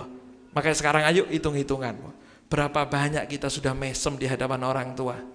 Kita ini kalau ketemu karyawan mesem, ketemu bos mesem, ketemu tonggo mesem, ketemu orang tua kadang medodo. Orang tua salah sedikit ngamuk. Kita kadang tabrakan sama orang di jalan, kita ini yang ditabrak, kadang kita ikut ngambil kan, Pak. Oh ya, maaf, enggak apa-apa, saya juga minta maaf. Orang tua salah sedikit jatuh, bubuk. Ya Allah, naudzubillah min dzalik. Ya mudah-mudahan kita dijaga oleh Allah dari sifat seperti itu. Sampean berapa banyak harta yang sampean keluarkan untuk anggota keluarga sampean, kita hitung-hitung berapa banyak juga kita menyenangkan orang tua. Mulai sekarang ayo dihitung. Terakhir ada satu cerita dikatakan di zamannya Sayyidina Abdullah bin Umar. Sayyidina Abdullah bin Umar ini anaknya Sayyidina Umar bin Khattab, sahabat yang dikatakan oleh Nabi Muhammad sebagai ulamanya sahabat. Sayyidina Abdullah bin Umar. Sayyidina Abdullah bin Umar ini pernah satu waktu tawaf di Ka'bah. Ketika tawaf, ketika tengah-tengah tawaf, ada satu pemuda gendong ibunya, di pundaknya, gendong ibunya. Jalan muter tawaf Ka'bah. Sampai ketika tawaf, Sayyidina Abdullah bin Umar nih sadar, oh ini bukan orang Mekah, bukan orang, kalau bahasa kita kan sekarang kan sampean kalau ketemu orang walaupun di Mekah ya kelihatan, oh ini mungkin gaya-gayanya orang India, ini gaya-gayanya orang Turki, ini gaya-gayanya orang Palestina dan lain sebagainya nggih. Kan yang pernah umrah seperti itu nggih, yang belum pernah mudah-mudahan bisa nggih. Dan Allah takdir kita semua nggih. Yang sudah pernah insya Allah terus mudah-mudahan bisa berulang itu semua kenikmatan. Amin ya rabbal alamin. Sayyidina Abdullah bin Umar ini ngelihat ada orang seperti itu, Disopo sama Sayyidina Abdullah bin Umar. Akhirnya orang tersebut mengatakan, wahai sahabat Nabi, wahai Sayyidina Abdullah bin Umar, wahai Ibnu Umar, saya ini jalan dari Yaman. Jalan dari Son'a, dari Yaman. Yaman itu kalau sampean lihat di map sekarang sekitar 1.600 kilo. Berarti bolak-balik Jakarta. Jakarta sampean jalan kaki, dari Jakarta balik maneng nang Solo. Ya, Solo sampai Jawa Tengah itu baru 1 kali perjalanan. Itu bukan jalan kaki. Siap tak haji ngono? Siap kita ini haji jalan kaki tapi siap? Hah? Ojo haji wis ziarah nang Banyuwangi ngono. Pengajian ke Banyuwangi mlaku sikil, siap? Hah? Siap. Kalau sampean siap budal dewe monggo, saya ndak ikut. Repot Pak nggih. Repot apalagi zaman dulu. Ini kata orang tersebut, wahai sahabat Nabi, saya ini jalan dari Yaman gendong ibu saya. Kenapa? Karena ibu saya kepingin umroh, kepingin haji. Saya akhirnya gendong ibu saya di pundak saya, karena ibu saya sudah tidak mampu jalan, saya gendong. Bukan hanya sampai Mekah saya bawa tawaf. Saya bawa tawaf. Zaman sekarang kadang kita ini punya orang tua nyurung kursi roda tok ngerosok, aduh karya apa terus keselan dan lain sebagainya kan ya. Kesukaan bayar orang kadang malas. Lah ini gendong 1.600 kilo sama pulangnya berarti 3.200 kilo. Berapa hari, berapa bulan itu ya. Gendong jalan sampai dikatakan ya wahai sahabat Nabi, saya ini gendong ibu saya dari Yaman sampai ke Mekah, wahai sahabat Nabi. Apa saya kira-kira ini sudah berhasil membalas gimana hebatnya orang tua kepada saya? Apa saya ini sudah dikategorikan sudah bisa membalas kebaikan ibu saya? Apa kata sahabat Nabi Muhammad SAW, Sayyidina Abdullah bin Umar? Wallahi, demi Allah, semua yang kamu laksanakan ini tidak akan mampu membalas ibumu, bahkan untuk sekedar membalas satu jeritan yang beliau keluarkan ketika melahirkanmu. Sallallahu alaihi Muhammad. Satu jeritan yang keluar dari mulut ibu ketika melahirkan kita tidak bisa dibalas, bahkan walaupun sampean kita semua ini gendong dari Banyuwangi sampai Mekah untuk menghajikan orang tua, tidak akan mampu dibalas. Ya. Maka kemudian gimana cara membalasnya? Membalasnya dengan bakti kepada orang tua dan terus mendoakan orang baik yang masih hidup ataupun yang sudah wafat. Allah mengajarkan kepada kita, Rabbirhamhuma kama rabbayani shaghira. Ya Allah, rahmatilah keduanya sebagaimana mereka kasih sayang kepada kami ketika kami kecil ya Allah. Bahkan kata ulama, kita ini sebetulnya dikasih tanda oleh Allah. Kita ini setiap lihat perut, lihat yang namanya bolong di perut, Pak. Ada lubang di perut namanya pusar, apa mana? Udel. Ya, Bujel. Apa lagi? Ya itu sudah nggih. Ya. Kata para ulama, kita ini dikasih tanda oleh Allah. Allah Subhanahu wa taala taruh di perut kita sebuah tanda. Lubang itu sengaja Allah biarkan. Kalau kita punya sakit yang lain, sampai punya sakit luka itu kan balik normal, kulit kita kan balik normal nggih.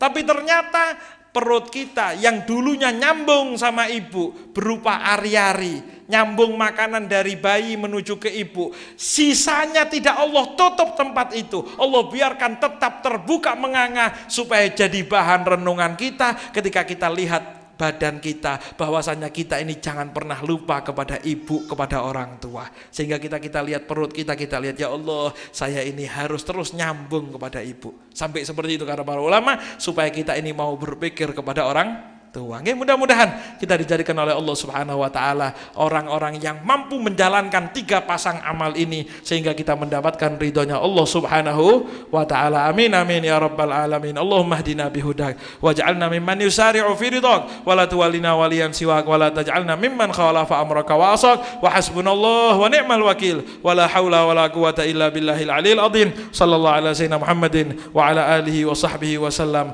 walhamdulillahi rabbil alamin wa ila hadratin Nabi Muhammadin sallallahu alaihi wasallam. Al-Fatihah.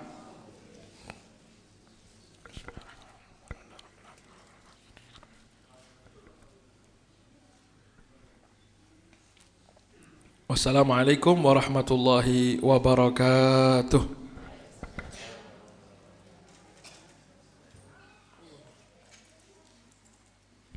Alhamdulillahirabbil alamin. Para hadirin dan hadirat yang dimuliakan oleh Allah, mungkin ada pertanyaan yang ingin disampaikan atau ada yang kurang jelas, monggo bisa ditanyakan.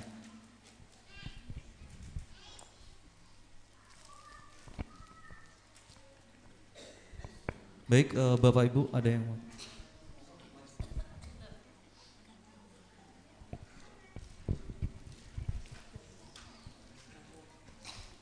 Assalamualaikum warahmatullahi wabarakatuh. Assalamualaikum warahmatullahi wabarakatuh. Alhamdulillah kami diberi kesempatan untuk bertanya. Kami dari Suko Jember Jelbuk. Pertanyaan kami untuk menjelaskan tentang akikah. Yang pertama, akikah untuk sunatan, acara sunatan, dan kedua akikah untuk acara pernikahan. Apakah keduanya itu di acara penyembelihan akikah termasuk bagian dari akikah, kedua acara itu disembelih di waktu acara sunatan atau acara akikah? Begitulah acara yang ditanyakan kami. Assalamualaikum warahmatullahi wabarakatuh. Ya, pertanyaan bagus nih. Dalam masalah akikah, ya, dalam masalah akikah dikatakan akikah itu yang harus dikeluarkan sama seperti kurban, syarat-syaratnya nggih. Maksudnya binatangnya, umurnya dan lain sebagainya, ya. Kemudian mengeluarkannya bagaimana? Hanya perbedaan mengeluarkannya adalah kalau untuk kurban itu harus wajib dikeluarkan dalam keadaan mentah. Jadi tidak boleh kurban itu dikeluarkan dalam keadaan matang, sudah dimasak.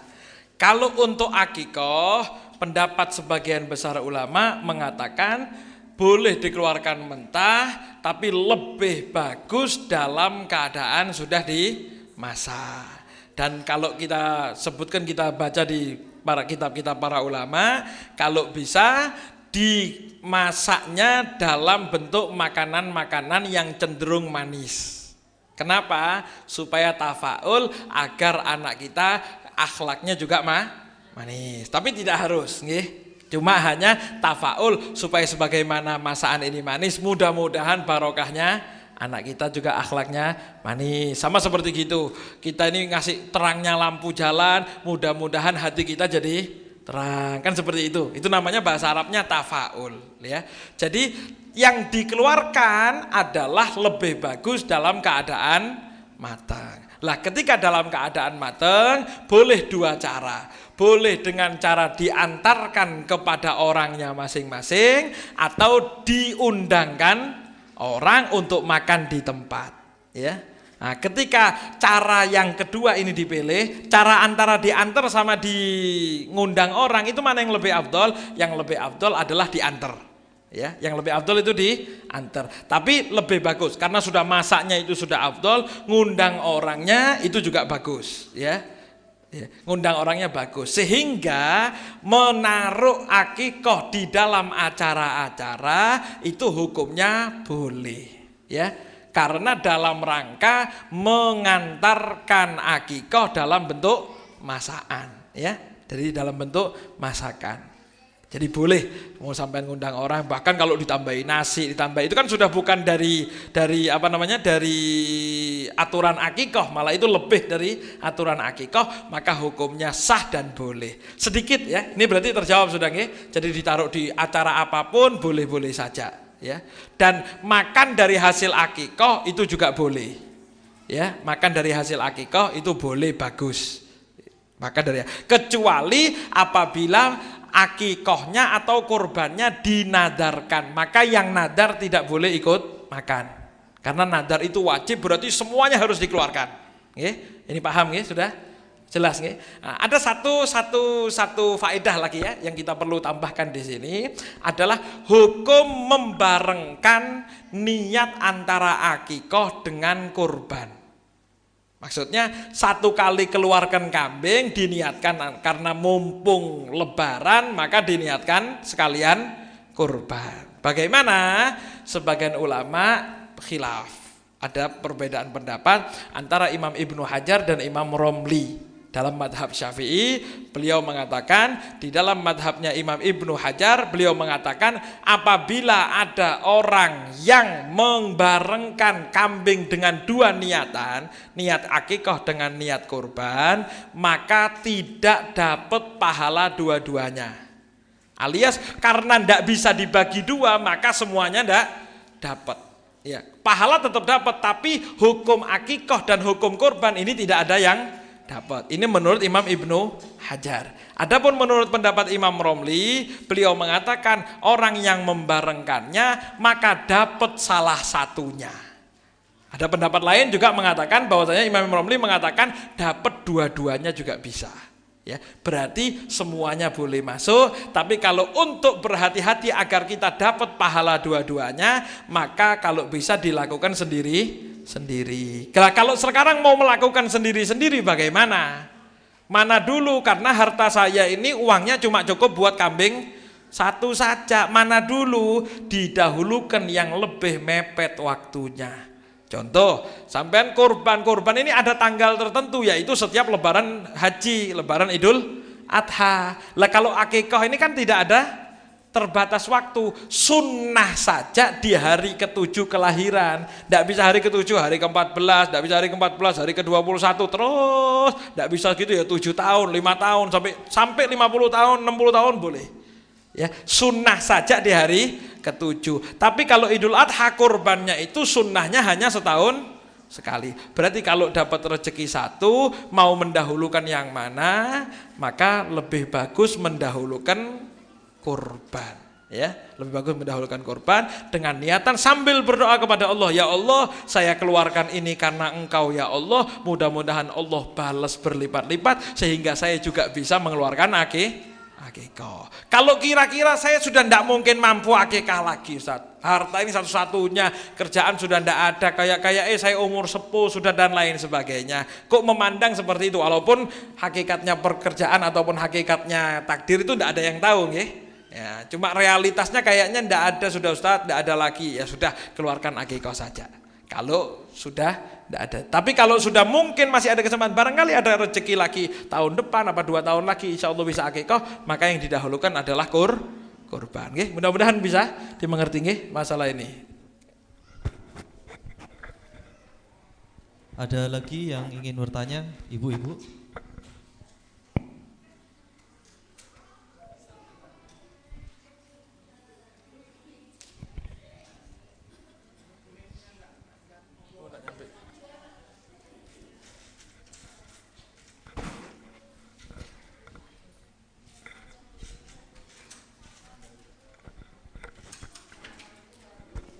Waalaikumsalam.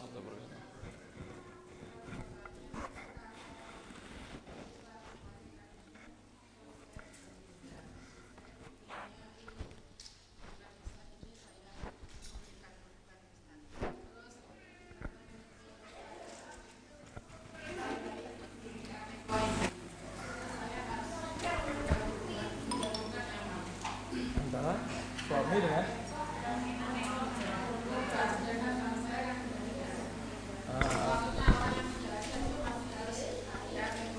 ya, gini, sebelumnya akikah itu hukumnya sunnah, ya, hukumnya sunnah dan tidak terbatas oleh waktu. Bahkan disebutkan di dalam kitab Bushrul Karim mengatakan bahwasanya bahkan sunnah juga masih berlaku untuk orang yang sudah wafat yang memang belum pernah diakikahi. Ya, berarti kesunahan itu masih berlaku. Kemudian yang mana yang harus didahulukan? Karena juga tidak terbatas akikah itu, ya berarti hukumnya sama seperti tadi. Jadi hukumnya mana yang didahulukan ya tergantung keadaan. Kalau memang masih ada kemungkinan untuk di kedepan hari, maka lebih bagus ya kurban dulu. Karena terbatasnya akikah itu tidak ada. Tidak ada terbatas akikah itu baru meninggal sampai setahun tok, tidak ada. Bahkan ketika mungkin panjenengan tidak mampu untuk mengeluarkan, anak panjenengan bisa mengeluarkan untuk mbahnya, ya, untuk kakeknya, maka itu juga masih berlaku juga. Ya, hanya saja sebagian ulama mengatakan yang bisa mengeluarkan untuk orang yang sudah meninggal itu hanya ahli waris. Sebagian mengatakan seperti itu, hanya ahli waris. Ada lagi yang mengatakan, sebagian ulama mengatakan tidak harus ahli waris, tapi yang muktamad harus ahli waris, atau orang yang diizini oleh ahli waris. Contoh, ada satu orang kiai, beliau ngajar, keluarganya masih belum mengeluarkan akikoh karena tidak mampu. Muridnya ada yang ternyata punya rezeki mau mengakikohkan gurunya, lebih bagus izin kepada ahli warisnya sih guru tersebut, supaya mendapatkan izin, maka sekarang dia berhak untuk mengakikohi gurunya. Maka kalau misalnya ibu mau mengeluarkan dulu ada untuk korban, maka juga bisa untuk berkorban dulu saja. Kecuali kalau memang sudah tidak ada, mungkin di bayangan kayaknya ndak bisa lagi, ndak tahu lagi kapan, ya diakikohkan dulu, ndak apa-apa. Itu saja yang perlu diperhatikan. Ada yang lain mungkin?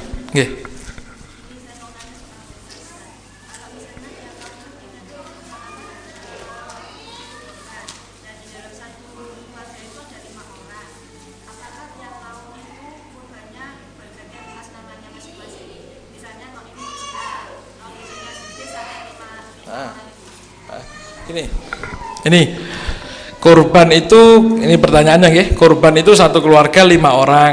Kalau mengeluarkan setiap tahun satu, apa tahun berikutnya lebih bagus diniatkan bergantian sampai 5 orang atau tidak? Bagaimana hukumnya? Yang perlu diketahui, korban itu, ini banyak terjadi di masyarakat, salah paham awalnya ya. Ini saya jelaskan keluar dari pertanyaan ibu sebentar. Yang banyak ditanyakan di masyarakat itu satu korban untuk satu keluarga katanya. Ada yang bilang satu korban itu untuk satu keluarga. Apa maksudnya? Padahal di ketentuan hadis mengatakan satu kambing untuk satu orang. Ya, satu kambing untuk satu orang.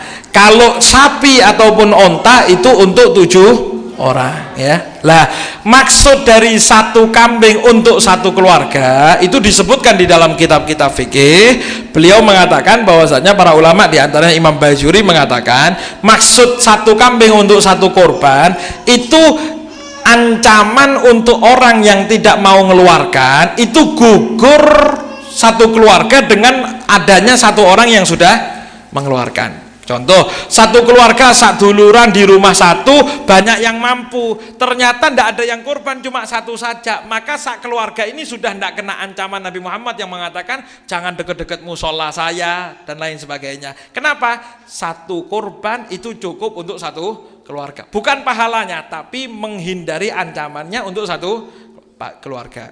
Tapi pahalanya untuk siapa? Pahalanya untuk satu orang, ya, untuk satu orang. Lah, ketika satu keluarga itu ada 5, maka ya sampean atur sendiri bagaimana cara yang mau mendapatkan pahala. Ketika kita merasa, oh ini anak mungkin tidak mampu, saya niatkan untuk anak saya saja, saya belikan, saya niatkan untuk anak saya, kemudian diganti, ya akan merata pahalanya. Dan ingat, ketika panjenengan yang membelikan untuk diniatkan orang lain, di hadapan Allah sampai dapat pahala 2, pahala ngasih dan pahalanya yang keluarkan korban. Karena Rasulullah SAW bersabda, barang siapa yang menularkan kebaikan, maka dia akan mendapatkan kebaikan yang sama seperti orang yang melaksanakan kebaikan tersebut, ya. Berarti makanya kadang ada orang yang mau ngumrohkan orang, dia eman ya, ndak eman, karena dia dapat pahalanya ngasih dan pahalanya umrohnya orang yang berangkat umroh. Sama seperti ketika kita ngasih orang untuk berkorban. Begitu juga ketika kita memberikan korban atas nama keluarga, tapi tetap niatnya untuk satu orang, ya. Jadi mau bergantian mau tidak sebetulnya itu bebas, tapi kalau mau pahalanya rata ya lebih bagus diniatkan satu-satu, ya. Kalau lebih bagus lagi ya 5-5-nya barengan satu kali korban, ya. Mudah-mudahan dikasih rezeki oleh Allah Subhanahu wa taala. Kalau belum mampu ya tadi seperti itu diniatkan satu-satu, nggih. Ada yang lain? Waalaikumsalam.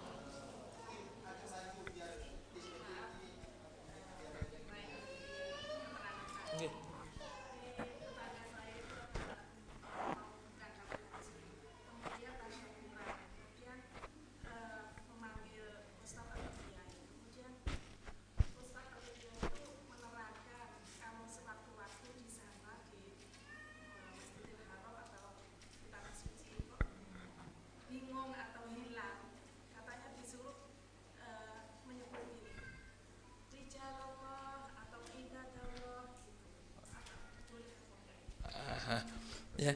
Ini pertanyaan ketika orang, ini kasusnya seperti itu ya, satu.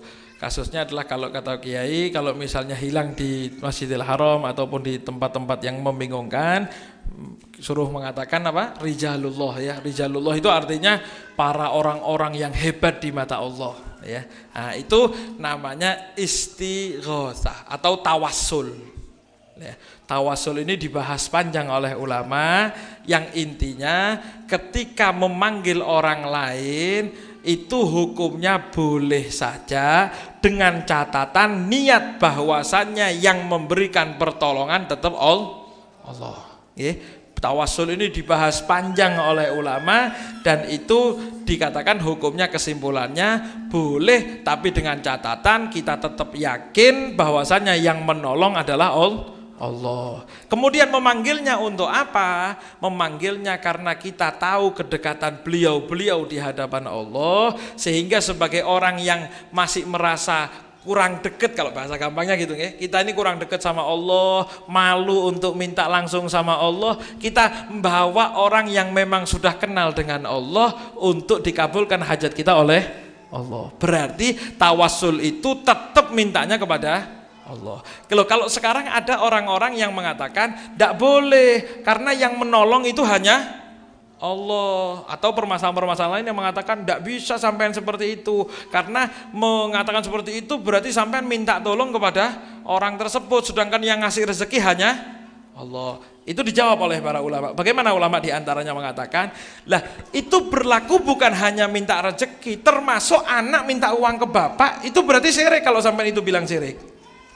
Anak minta uang ke bapak, yang ngasih rezeki sama bapak kan tetap Allah. Lah cuma dia menyebut nama bapak untuk minta rezeki bukan karena meyakini bapaknya itu tukang ngasih rezeki. Tukang ngasih rezeki hanya Allah. Kemudian memanggil bapak sebagai perantara, yang bahasa Arabnya perantara itu wasilah atau tawas. Kerjaannya meminta wasilah, itu namanya tawassul. Berarti minta uang ke bapak hukumnya apa? Boleh. Suami dimintai uang sama istrinya, boleh apa enggak? Terus suami ini nyaut, minta hanya kepada, gak usah dibelanja nih terus. Bagaimana? Lah, tapi kan ketika istri minta, Pak, jaluk duit, sampean tahu yang ngasih rezeki Allah apa bapak apa suami? Kalau sampean yakin saya ngasih rezeki suami, lek suami ndak ngasih rezeki saya ndak mungkin makan, itu ndak boleh. Karena yang ngasih rezeki hanya Allah. Lah kemudian nyebut seperti itu boleh-boleh saja karena hanya perantara, Allah menitipkan rezeki kepada dirinya, ya, kepada suami, kepada guru, menitipkan siapapun kepada orang yang Allah pilihkan, ya. Jadi gimana untuk permasalahan itu? Maka permasalahan itu dijawab oleh ulama, itu bagian dari tawassul, ya, bagian dari tawassul. Tapi kalau sampean mau langsung, ya silahkan, boleh-boleh saja. Langsung boleh, mau pakai istilahnya perantara. Sampean mau ngundang kiai, ndak kenal sama kiainya, langsung undang, boleh apa enggak? Ya boleh saja.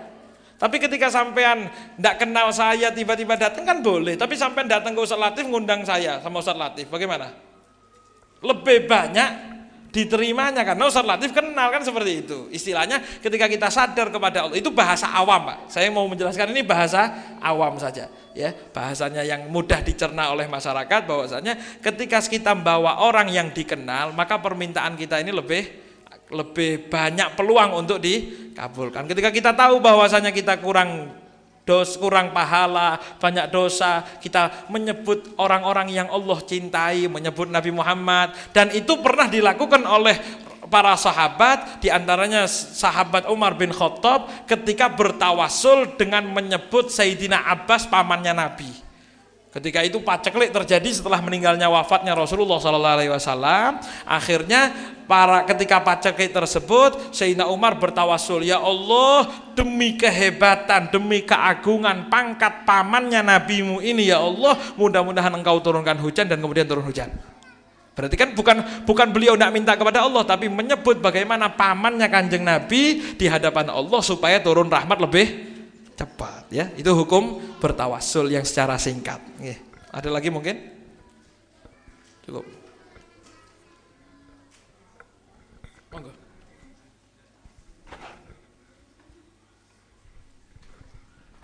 Ada lagi yang ingin bertanya?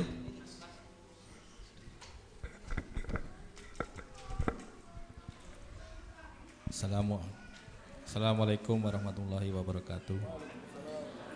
Tadi sudah dijelaskan masalah pembahasan atiullaha wa atiur rasul. Di dalam surat Muhammad itu ayat berbunyi ya ayyuhalladzina amanu atiullaha wa atiur rasul wala tubtilu a'malakum.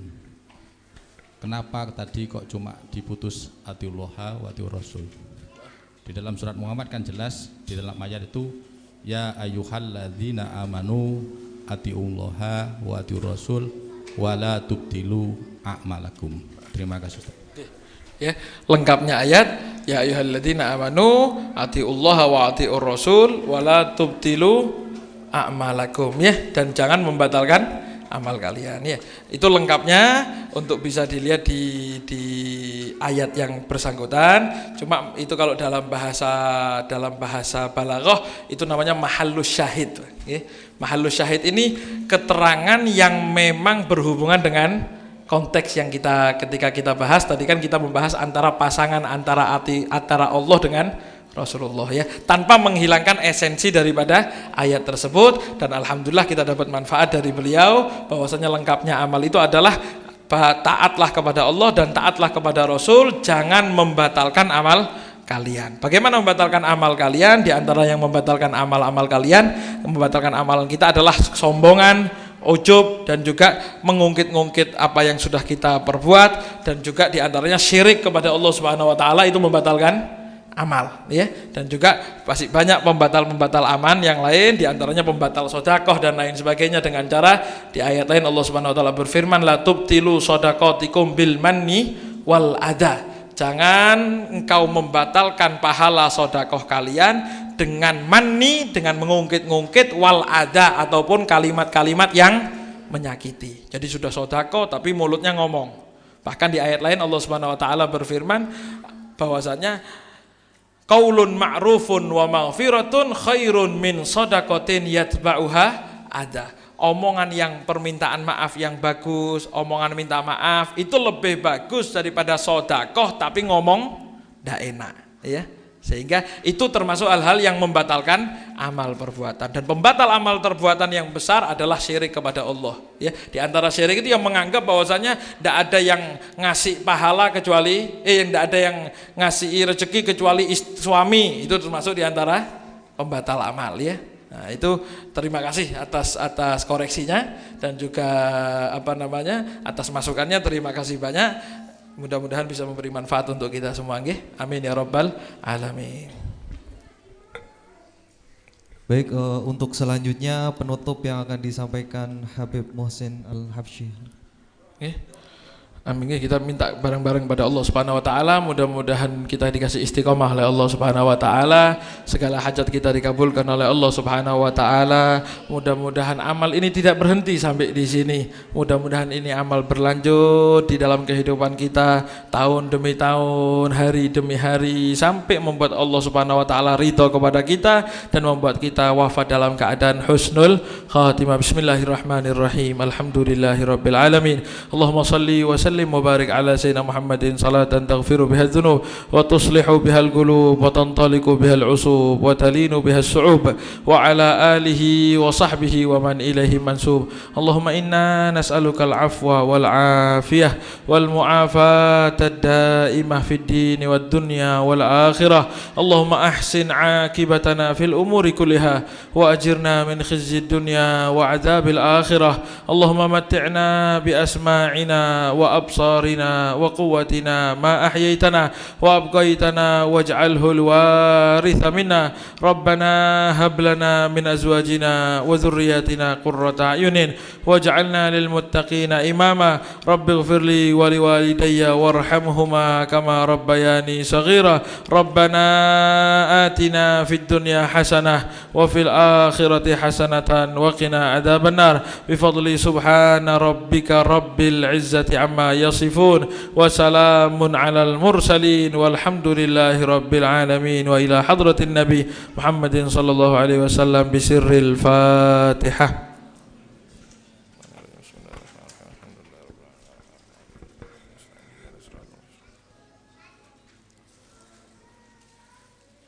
Assalamualaikum warahmatullahi wabarakatuh. Alhamdulillahirrabbilalamin. Acara demi acara telah kita lalui bersama. Semoga apa yang kita dapatkan di majelis ilmu ini mendapatkan keberkahan oleh Allah Subhanahu wa taala serta kita bisa mengamalkan di kehidupan sehari-hari. Kurang lebihnya mohon maaf. Saya selaku pembawa acara pamit undur diri. Wabillahi taufiq wal hidayah wa ridha wal inayah. Wassalamualaikum warahmatullahi wabarakatuh.